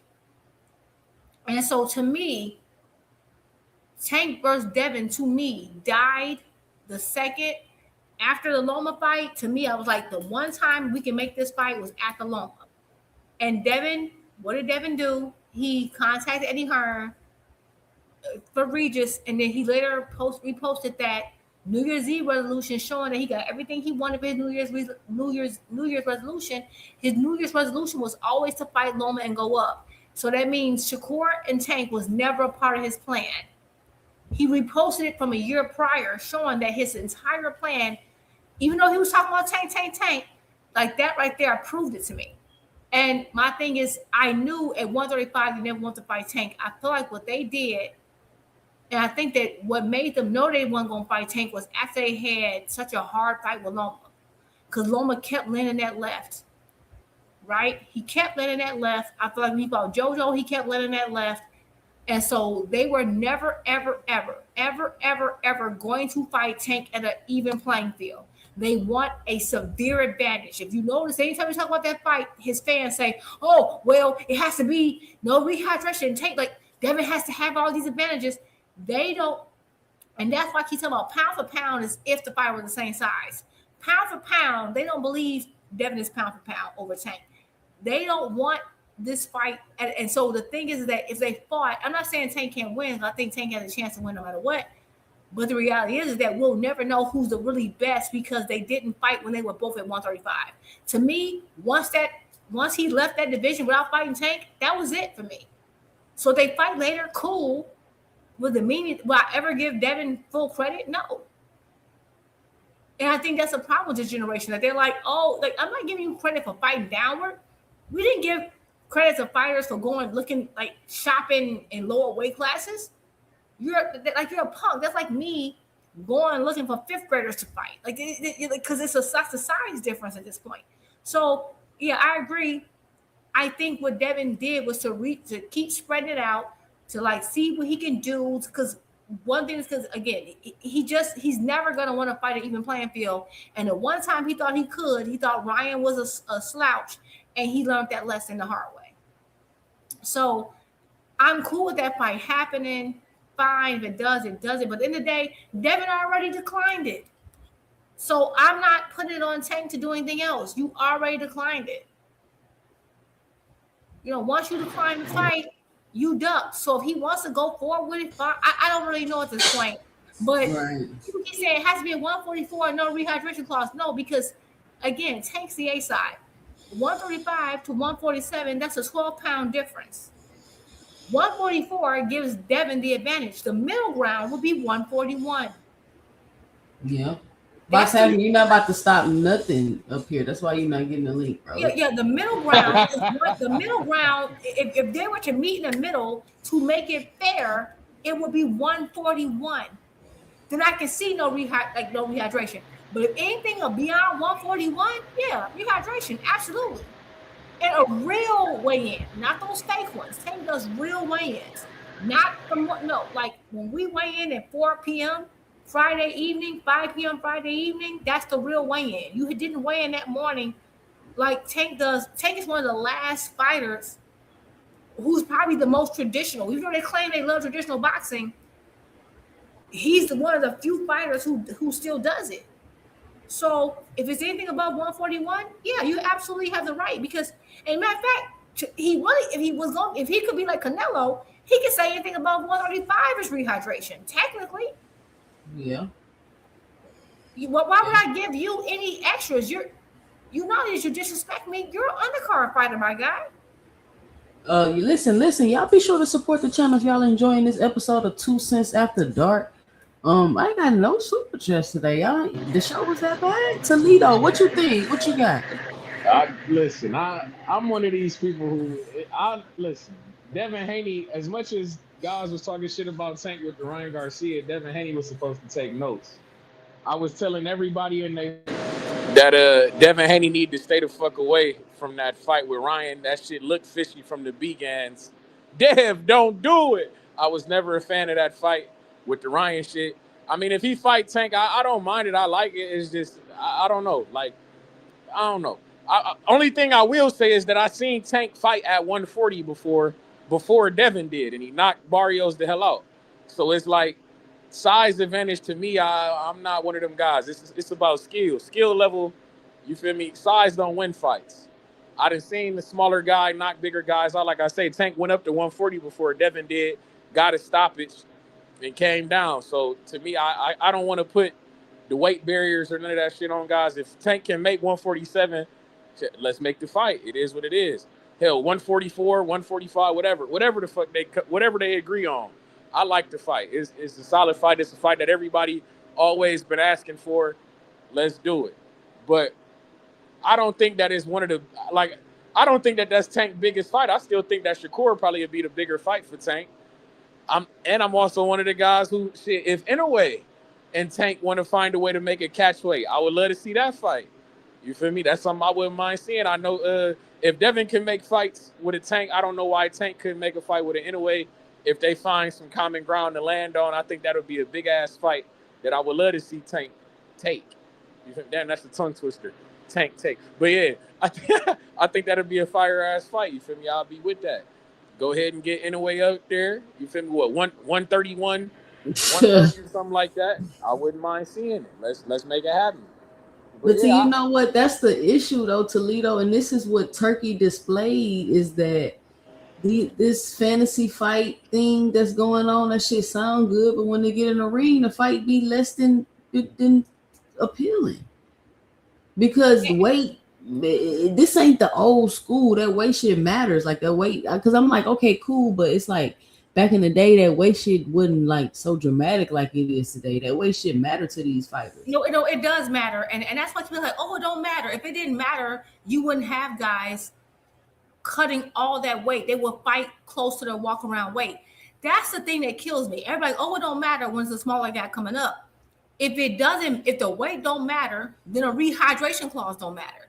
You can't say the weight don't matter when it comes to someone coming up, but it suddenly matters to a bigger guy who wants to fight a smaller man. If the weight don't matter, then hey, a rehydration clause don't matter. If you're more skilled, you don't need to rehydrate 2, 3, 4, 5 divisions up. Keep that energy both ways. They don't keep the energy both ways. They say it to advantage the bigger man. And I've noticed that this has been happening since the Klitschko's, where they always have these rules that advantage the bigger man. If weight don't matter and it's a skill, then you don't need to rehydrate 3 to 4 divisions bigger to fight someone who's coming up to fight you.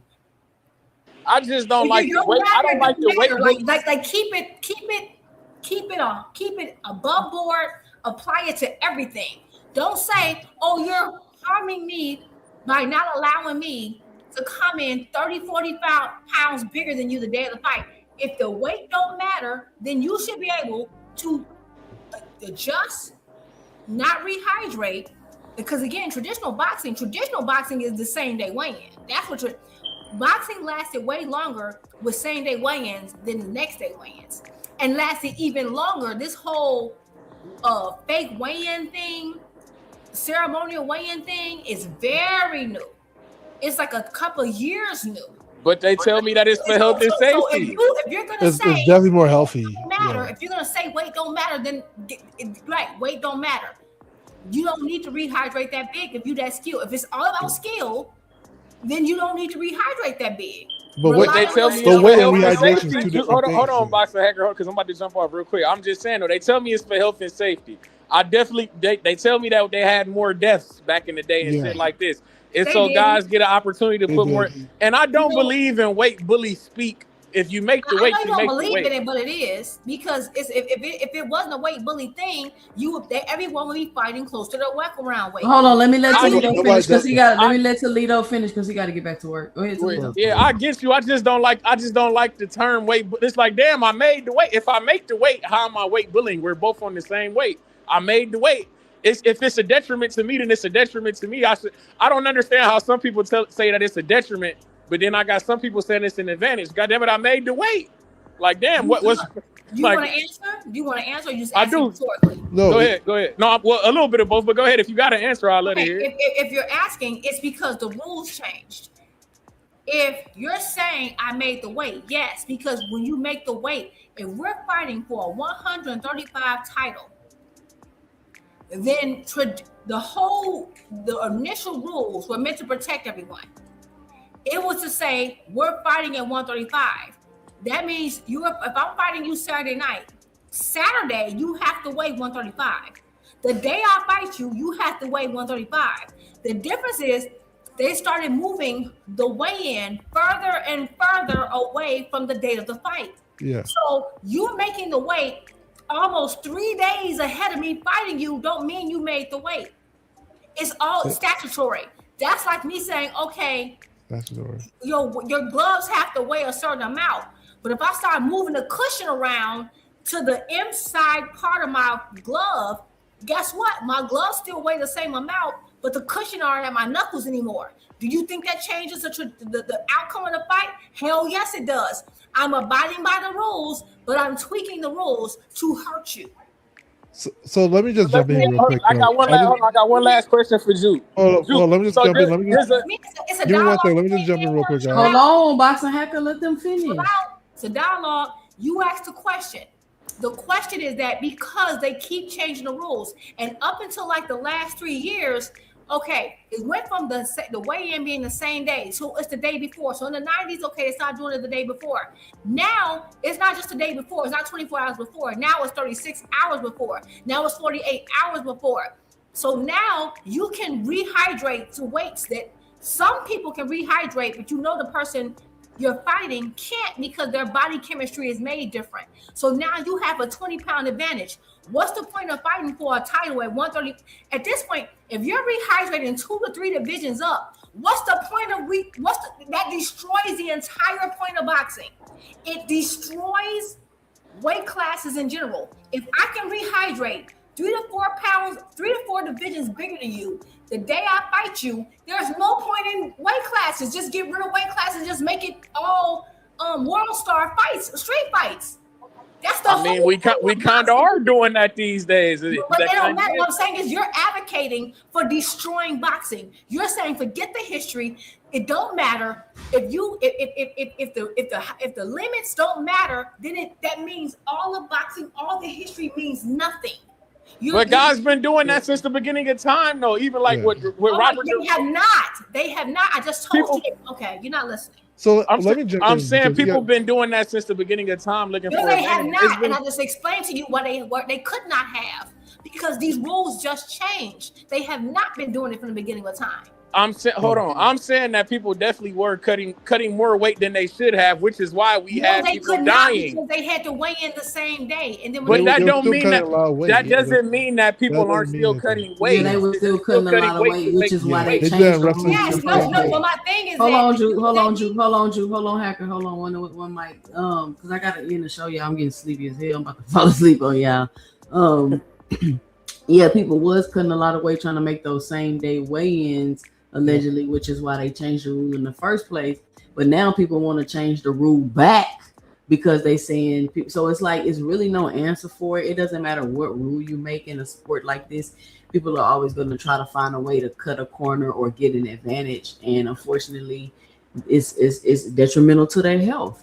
But it depends on the perception of whoever the fan is that believe if you make the weight, you make the weight, or if. No, you shouldn't be trying to squeeze yourself down to make the weight because it doesn't make sense to say, oh, Devin Haney was squeezing down to 35, but he was putting himself at a disadvantage. Like, that is dumb as hell. It doesn't make any. Why would Devin Haney put himself at a disadvantage? Like, Let me ask you a question too, Sam. He said he grew out the weight class. He was at 135 since he was 16 years old. Like Hacker, that's not what I said. Go ahead, Drew. I just have a question. Because everybody keeps saying they changed it because back in the day, people were dying. Can they name me 3 people who died back in the day from that? Because they keep saying that, and I'm gonna tell you historically, because these folks weren't watching boxing. I'm gonna tell you why they changed the weigh-in and stuff. It had nothing to do with the whole dying thing. It's a very. What's my man who? I know. I need them. Hold on. I'm talking to Cent. I need them to name the fighters that died trying to make the weight back in the day before they changed it to the day before weigh-ins, because I do have a reason for why they changed it, and it has nothing to do with the reason what they think. But these dudes just started watching boxing yesterday and don't know what the hell they're talking about. But go ahead. Okay, so I know it was the guy that boomed. Hold on, Drew. We're gonna have to pick this up on ladies' night. I'm gonna have to let Hacker get his little last 2 cents off, and then I'm gonna have to go because I am 35 minutes past my time and I am sleepy. Go ahead, Hacker. Let me jump in real quick. So, hold up. So when it comes to like making weight, hold on. All right, Toledo, thank you for coming up, bro. Of course. Appreciate you. All right, go ahead, Hacker. Yeah, so when it comes to making weight, there's a difference between making weight and rehydration clauses. Like we can't conflate the two terms, right? Saying that somebody didn't need to make weight. What are you talking about? Yeah, saying that they need to make weight. If weight doesn't matter, they should put rehydration clauses. Rehydration clauses are constraints on rehydrating. That's what they are. They're constraint and rehydrating. All right, everybody. So it doesn't have anything to do with like making the schedule weight. No, the making the schedule weight is 2 different things. And the reason why rehydration clauses are not good is because the less time you have to rehydrate, the bigger chance there is for fighters to come into the ring dehydrate. What does that mean? Less liquid in the brain. What does that mean? More chances of like deaths, like permanent injuries. Like this is, you don't even need to look in the past. Like if there's less water in the brain, and we know that the less time you give somebody to rehydrate, the bigger possibility there. There's also a bigger possibility for more severe injuries to occur. So that's why rehydration clauses are not that good. I don't see like 2 ways around that. Like, so why does the IBF make their champions fight? Yeah, IBF is one sanction out of the other 4, right? And people don't agree with it. It's not really. Hold on one second. It's not really a good thing. It's people not really a good thing. With it. No, because people make these. So like people always look at things one way, right? And Tusa, you know this. Like fighters who cut a significant amount of weight, there are pros and cons on both sides, right? Like it takes you way more to cut that weight, right? You have to like dry out. You may have to not drink water the day before just to make the weight. Some people are passing out on the scale. This was in the amateurs. This was in the pros. Like amateurs were passing on the scale too, and they had same day weigh-in. Like So it's not as simple as people think. And the more weight you cut, the bigger chance it is for you to like be dehydrated for the fight, which is a big difference. I'm not trying to cut you off, but you're giving a whole dissertation. Yeah, I just want. I'm gonna let you close this out, Drew, because I want you to tell why they. I want you to tell the story of why they changed the way. So I'm gonna let you close this out. I've asked earlier. Wait, hold on, Drew. Let me let Boxing Hacker finish so we can. Okay, go ahead.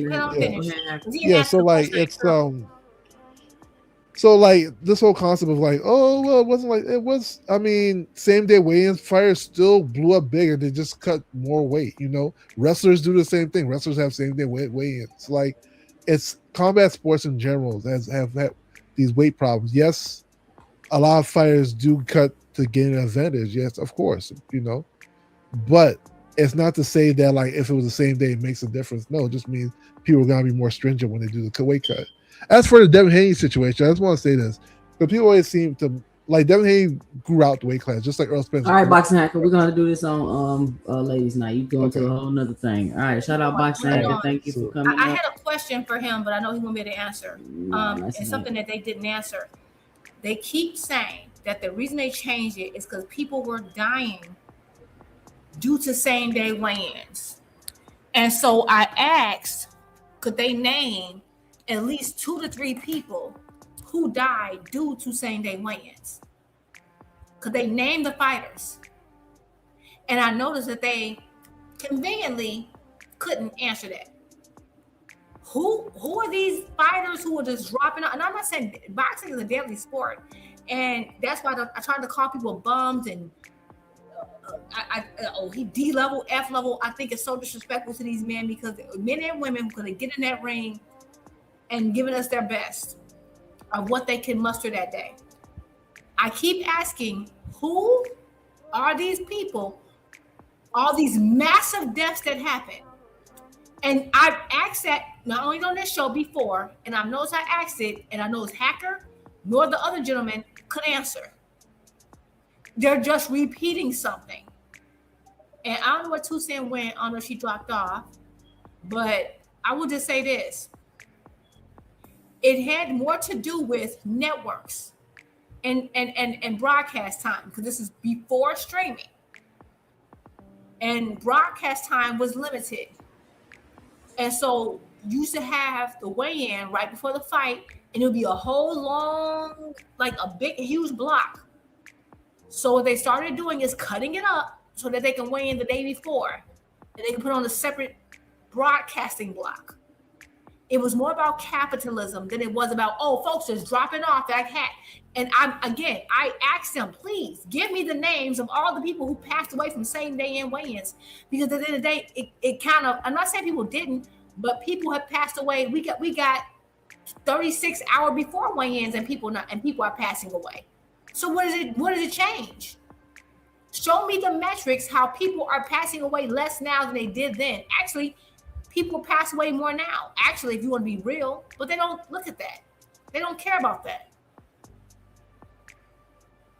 They're not worried about no dang on fighter protection and safety. Because if you were worried about fighter protection and safety, you wouldn't want lopsided fights where one person has a huge size advantage once they get in that ring. They don't care about these people. They want their favorite fighter to have an advantage at all times. All right. Shout out to Juke with the cook up explaining exactly why they changed the weight rule. Now, you don't think that, because I do believe I've researched it before, that did have something a part of it, the health and about the fighters. Is that not true at all? Or I mean, yes, but the thing is that guess what? The WBC just had a meeting about the health of allowing someone to rehydrate 20 pounds bigger than the opponent. That's a health problem too. Because the reality is that, is it really a health issue for me to expect you to fight at the weight that you are? If you keep trying to, because it's only a problem for people who are trying to gain an advantage. If you know that you walk around at 160, you know dang old well you shouldn't be fighting at 140. So the weight, the rehydration limits is to deter you from cutting down that amount of weight and force you into your actual weight class. The same thing that same day weigh-ins did. Because think about this. A 10-pound rehydration rule is literally traditional boxing with a 10-pound buffer. That's all it is. Back in the day, you had to weigh what the actual weight the day of the fight. All it's doing now is giving you a 10-pound buffer. Because now the day of the fight, you got to weigh 10 pounds over the weight.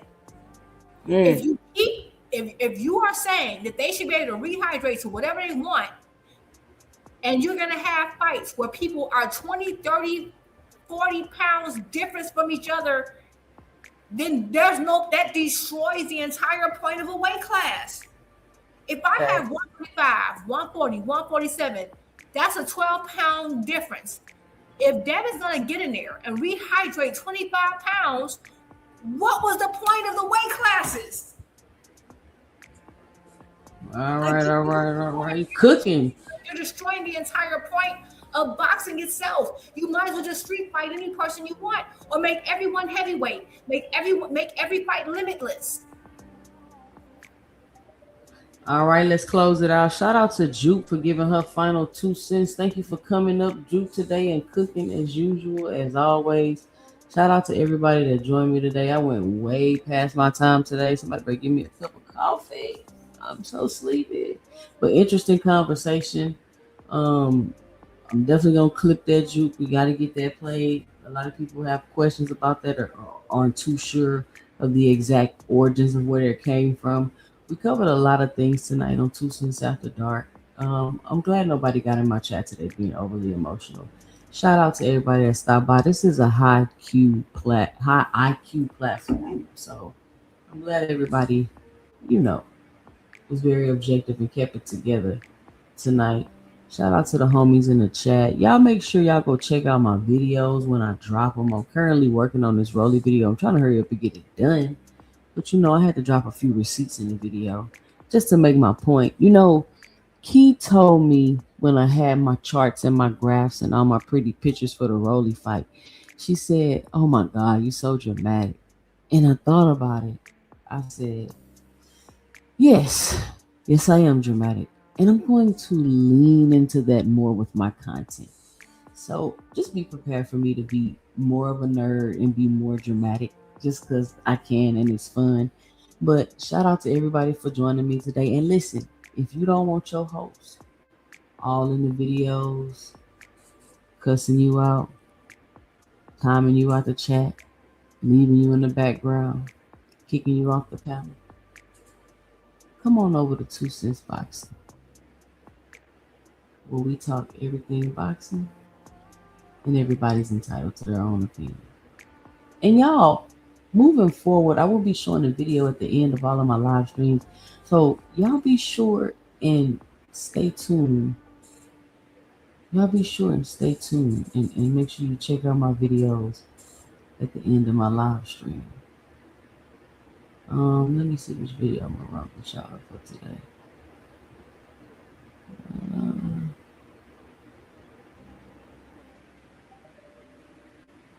Let's see.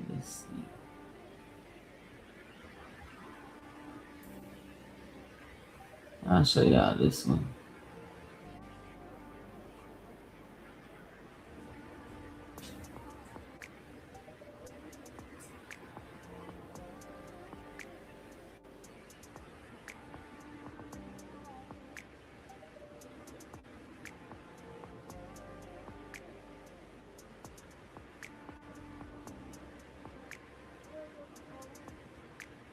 Hold on.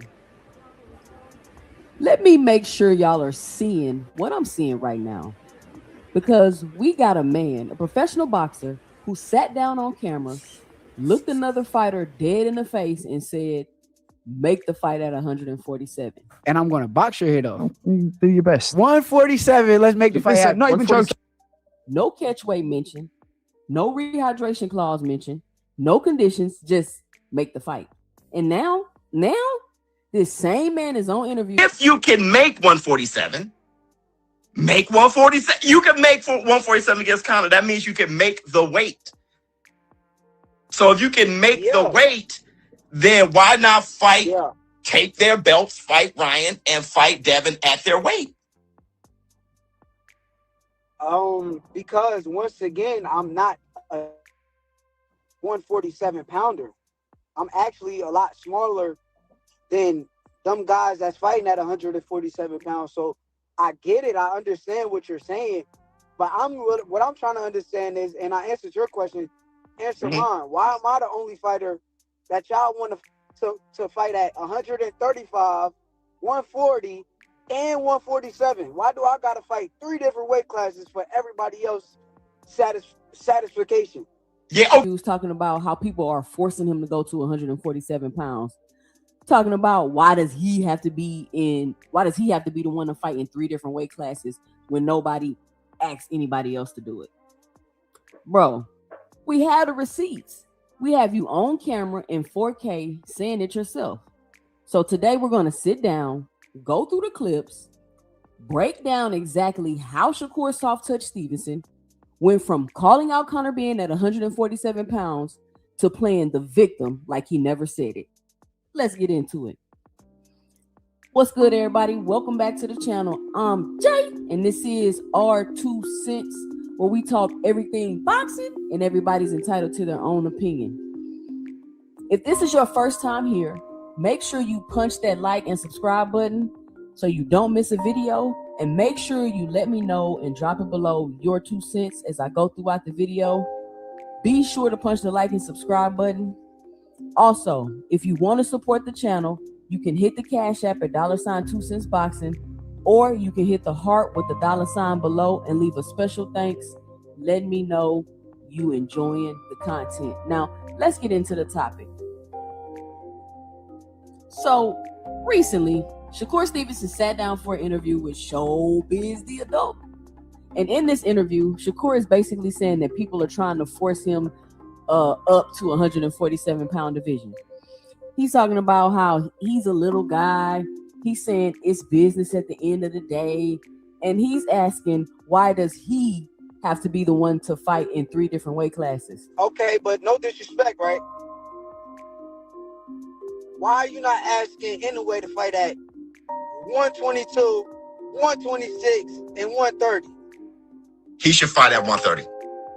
Why? I never heard or wait a minute. Don't go to 130 yet until Bam Rodriguez. I want to see him against Bam Rodriguez. But I'm asking you, why haven't you asked him to fight at these 3 different weight classes, but you're asking me? No, I don't want you.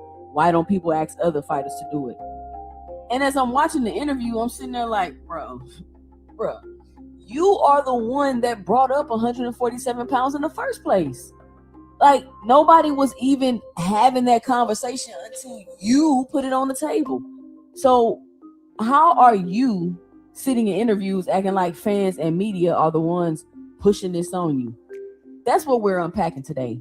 And I'm going to show you the clips to back everything up that I'm saying, because I don't just talk, I show receipts around here. So let's go back to where this whole thing originated, because I think a lot of people forgot exactly how this conversation even started. Shakur Soft Touch Stevenson and Conor Benn are in the same place. He's saying to me, looking at me, I can't believe how small he is. This is like, it's a shock to me. That's fine. Like, up to 160. And Shakur is sitting right next to this man, sizing him up. And you can see it on his face. He's shocked. He literally says out loud, I can't believe how small you are. He's looking at Ryan Garcia too. I can't believe how small he is. Like, in his head, because these guys are fighting at higher weight classes, he thought they were going to be physically bigger than him. And when he gets next to them, he's like, oh, you're not even that big. Now, this is important, because this is the moment where Shakur, not the fans, not the media, not Conor Benn's team, Shakur Soft Touch Stevenson is the one who plants the seed. He looks at Conor Benn, sizes him up, decides he's not that big, and says, make the fight at 147. Check it out. We're boxers. So let's keep it boxing. You're a boxer, I'm a fighter. Come in and fight me, and I'm going to box your head off. You do that, and I'll come there and take your head off. And I'm going to box your head off. Do your best. 147, let's make it fight. Right there. That's it. That's the moment. No conditions attached. No asterisk. No, oh, but I need a rehydration clause. Just make the fight at 147. And he said it with confidence like he meant it. So when he's on Showbiz The Adult talking about why is everyone pressuring him to go to 147, I need him to go back, watch this clip, because nobody put that in his head. He said it himself. Now, here's where it starts to get complicated. And honestly, this is where I think people really started calling Shakur hypocrite. Because now, after saying, make the fight at 147, Shakur is talking about how if he goes up to 147, he's going to want a rehydration clause. He's saying it's business. He's saying he's a little guy and he needs protection at the weight class. And listen, I've given y'all my thoughts on rehydration clauses before. That's why, that's a whole separate conversation. That's another video. But the reason I'm pressing Shakur specifically on this is because what he said about the rehydration clauses before any of this came up. Check it out. If you go watch when Ryan fought Tank and you watch when Devin fought Tank and you see like the size, the how good he's feeling. Like you can tell he's feeling good on that night. Like the weight and everything. Like I think that nah, that's some bullshit. That's something like I need an advantage. And with the advantage, I mean, I'm gonna do what I gotta do and it's gonna be easy to knock out a nigga that's weak. He ain't get to rehydrate properly and he weak as hell. So you hear that? That's Shakur. And I don't know why he did this interview with that hood on, all scrunched up on his head like that, but I digress. That's Shakur expressing how he feels about rehydration clauses, and it wasn't exactly a glowing endorsement.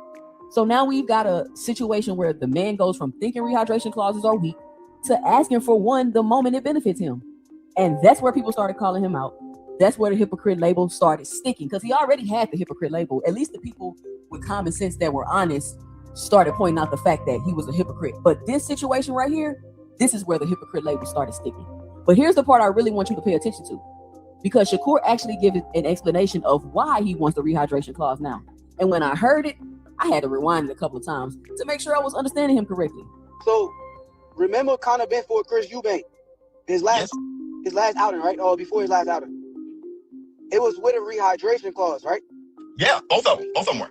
So that's where I'm like, okay, Conor Ben, since you put a rehydration clause on Eubank, because after the fight, I was like, oh, Conor Ben was amazing. He looked so good. Oh, he was, man, nobody could beat Conor Ben. After that fight, that's what y'all was saying. I was one of them, yeah. But then he fought with the rehydration clause, so like, y'all don't even remember that. Y'all didn't take notes of it. So I'm like, okay, since he did it to Eubank, I'm like, shit, come on. I'm a smaller guy. I'm smaller for the weight class. Fuck it, let's go to 147 and fight Eubank. But now I just see the video that you posted. You say, oh, well, you said this, but you ain't say Devin. And because what I got out of his explanation, and y'all let me know and drop it below in the comments if I'm reading this wrong, is that he's basically saying Conor Ben fought Chris Eubank Jr. with a rehydration clause. Eubank was drained. He was at a serious disadvantage. And even though all of that was true, even though Chris Eubank was literally half dead going into the fight, people still gave Conor Ben credit and a lot of praise and attention for his performance. Nobody really held the rehydration clause against Ben. Nobody made it a big thing. So Shakur's logic seems to be, if nobody cared that Eubank had a rehydration clause and was compromised going in, why can't I get one too? He did it. Why can't I do it? Now, is that a good reason to want a rehydration clause? Is that the reason you'd expect a fighter to give for why they want one? Because the reason I'd expect is I'm a smaller guy, stepping up in weight, and I need to protect myself from a massive rehydration from a naturally bigger fighter. That's the argument. That's the one that makes sense. But that's not what he said. What he said was essentially, Ben got away with it against Eubank and still got praise. So why can't I get the same advantage? That's not about protection. That's about wanting your opponent half dead in the ring so you can get the credit you feel you deserve after the performance. That's looking for an advantage. And the fact that he wrapped it up in business talk doesn't change what he actually said. And this is where it really doesn't add up for me. Because on one hand, Shakur is saying he's a little guy, he's small. He needs a rehydration clause because he's stepping up in weight and he's naturally smaller. But on the other hand, this same person posted a gym picture where he's 170 pounds and written on the top like he was walking, like that was his walk around weight. I'm going to try and find that picture and put it in the video, but I believe it said he was somewhere between 170 and 175 pounds, something like that. It was a significant number. So which is it? Because you're physically showing us your weight in 4K. You're not walking around at 130 pounds. You're not a tiny man who's going to be physically overwhelmed at 147. If anything, you're probably closer to 147 naturally than you want to admit. And remember, when you got next to Conor Ben, you were shocked at how small he was. He's saying to me, looking at me to 1. I can't believe how small he is. It's a shock to me. That's fine. But I got to 160. Your words. You couldn't believe it. So if he's small to you and you're walking around at 160 pounds, why exactly do you need a rehydration clause again? So let's put this all together, because this is the part that really gets me. Shakur introduced the idea of fighting at 147 pounds himself. We're boxers. So let's keep it boxing. You're a boxer, I'm a fighter. Come in and fight me, and I'm going to box your head off. You do that, and I'll come there and take your head off. And I'm going to box your head off. Do your best. 147. Let's make the fight happen. Not even joking. He said on camera, he called out Conor Ben. He was the one who put the thought in everyone's head. Then when fans and media run with it, because of course they do, he brought it up. Suddenly he's the victim. Suddenly people are forcing him. Suddenly he's asking why he has to be the one to go up and wait when nobody asked other fighters to do it. Shakur, nobody was asking you to do anything until you said, make the fight at 147. You created this conversation. You can't invite everyone to a party and then complain that people showed up. And then on top of that, he originally said he'd go to 154 to fight Conor Ben. 154, which nobody even brought that at all, not for a second. And he ended up walking that back too, said his team, and I say that with air quotes, talked him down. So we've gone from 154 to 147 to, why is everybody forcing me to 147? Like, what are we doing here? This is the pattern. This is the victim card. Say something, walk it back, then act like you never said it and everyone else is the problem. So here's what I want to ask, and I want you to really think about this before you drop your 2 cents below. Is Shakur Stevenson asking for a rehydration clause at 147 pounds because he genuinely needs protection as a smaller fighter moving up in weight? Or, based on his own words and his explanation in that ring, because he watched what happened to Chris Eubank, saw that Ben still got praise even though Eubank was drained, and decided he wants that same setup where he gets full credit for winning against a man who wasn't at 100%? Because one of those is a legitimate reason, and one of those is looking for an advantage while pretending to be the underdog. And I'm not putting words in his mouth. I'm going off of what he said in his own interview. How does that fight get made then? If he's not going to agree, then we probably don't fight. So he's just wasting time. We'll see. But I'm a businessman at the end of the day. And like I said, he did a rehydration clause with Chris Eubank. Chris Eubank was in the ring half dead. Why can't he do the same thing? With his own explanation, in his own words. You tell me which one it is. 2 centers. Let me know in the comment section below. Is Shakur Stevenson playing the victim card? Is he looking for an advantage? Or am I reading this wrong? Let me know and drop it below your 2 cents. I read every single comment. Make sure you like the video if you found value in it. Punch that like and subscribe button. Follow me on X at 2 cents 20. We're growing over there and I'm posting a lot more. Also follow me on IG at 2 cents boxing. Support the channel through Cash App at $2 cents boxing. Or you can hit the heart with the $sign and leave a special thanks below, letting me know you enjoyed the video. Click the video that's about to pop up. Check it out. Join the conversation, and I'll catch you in the next video.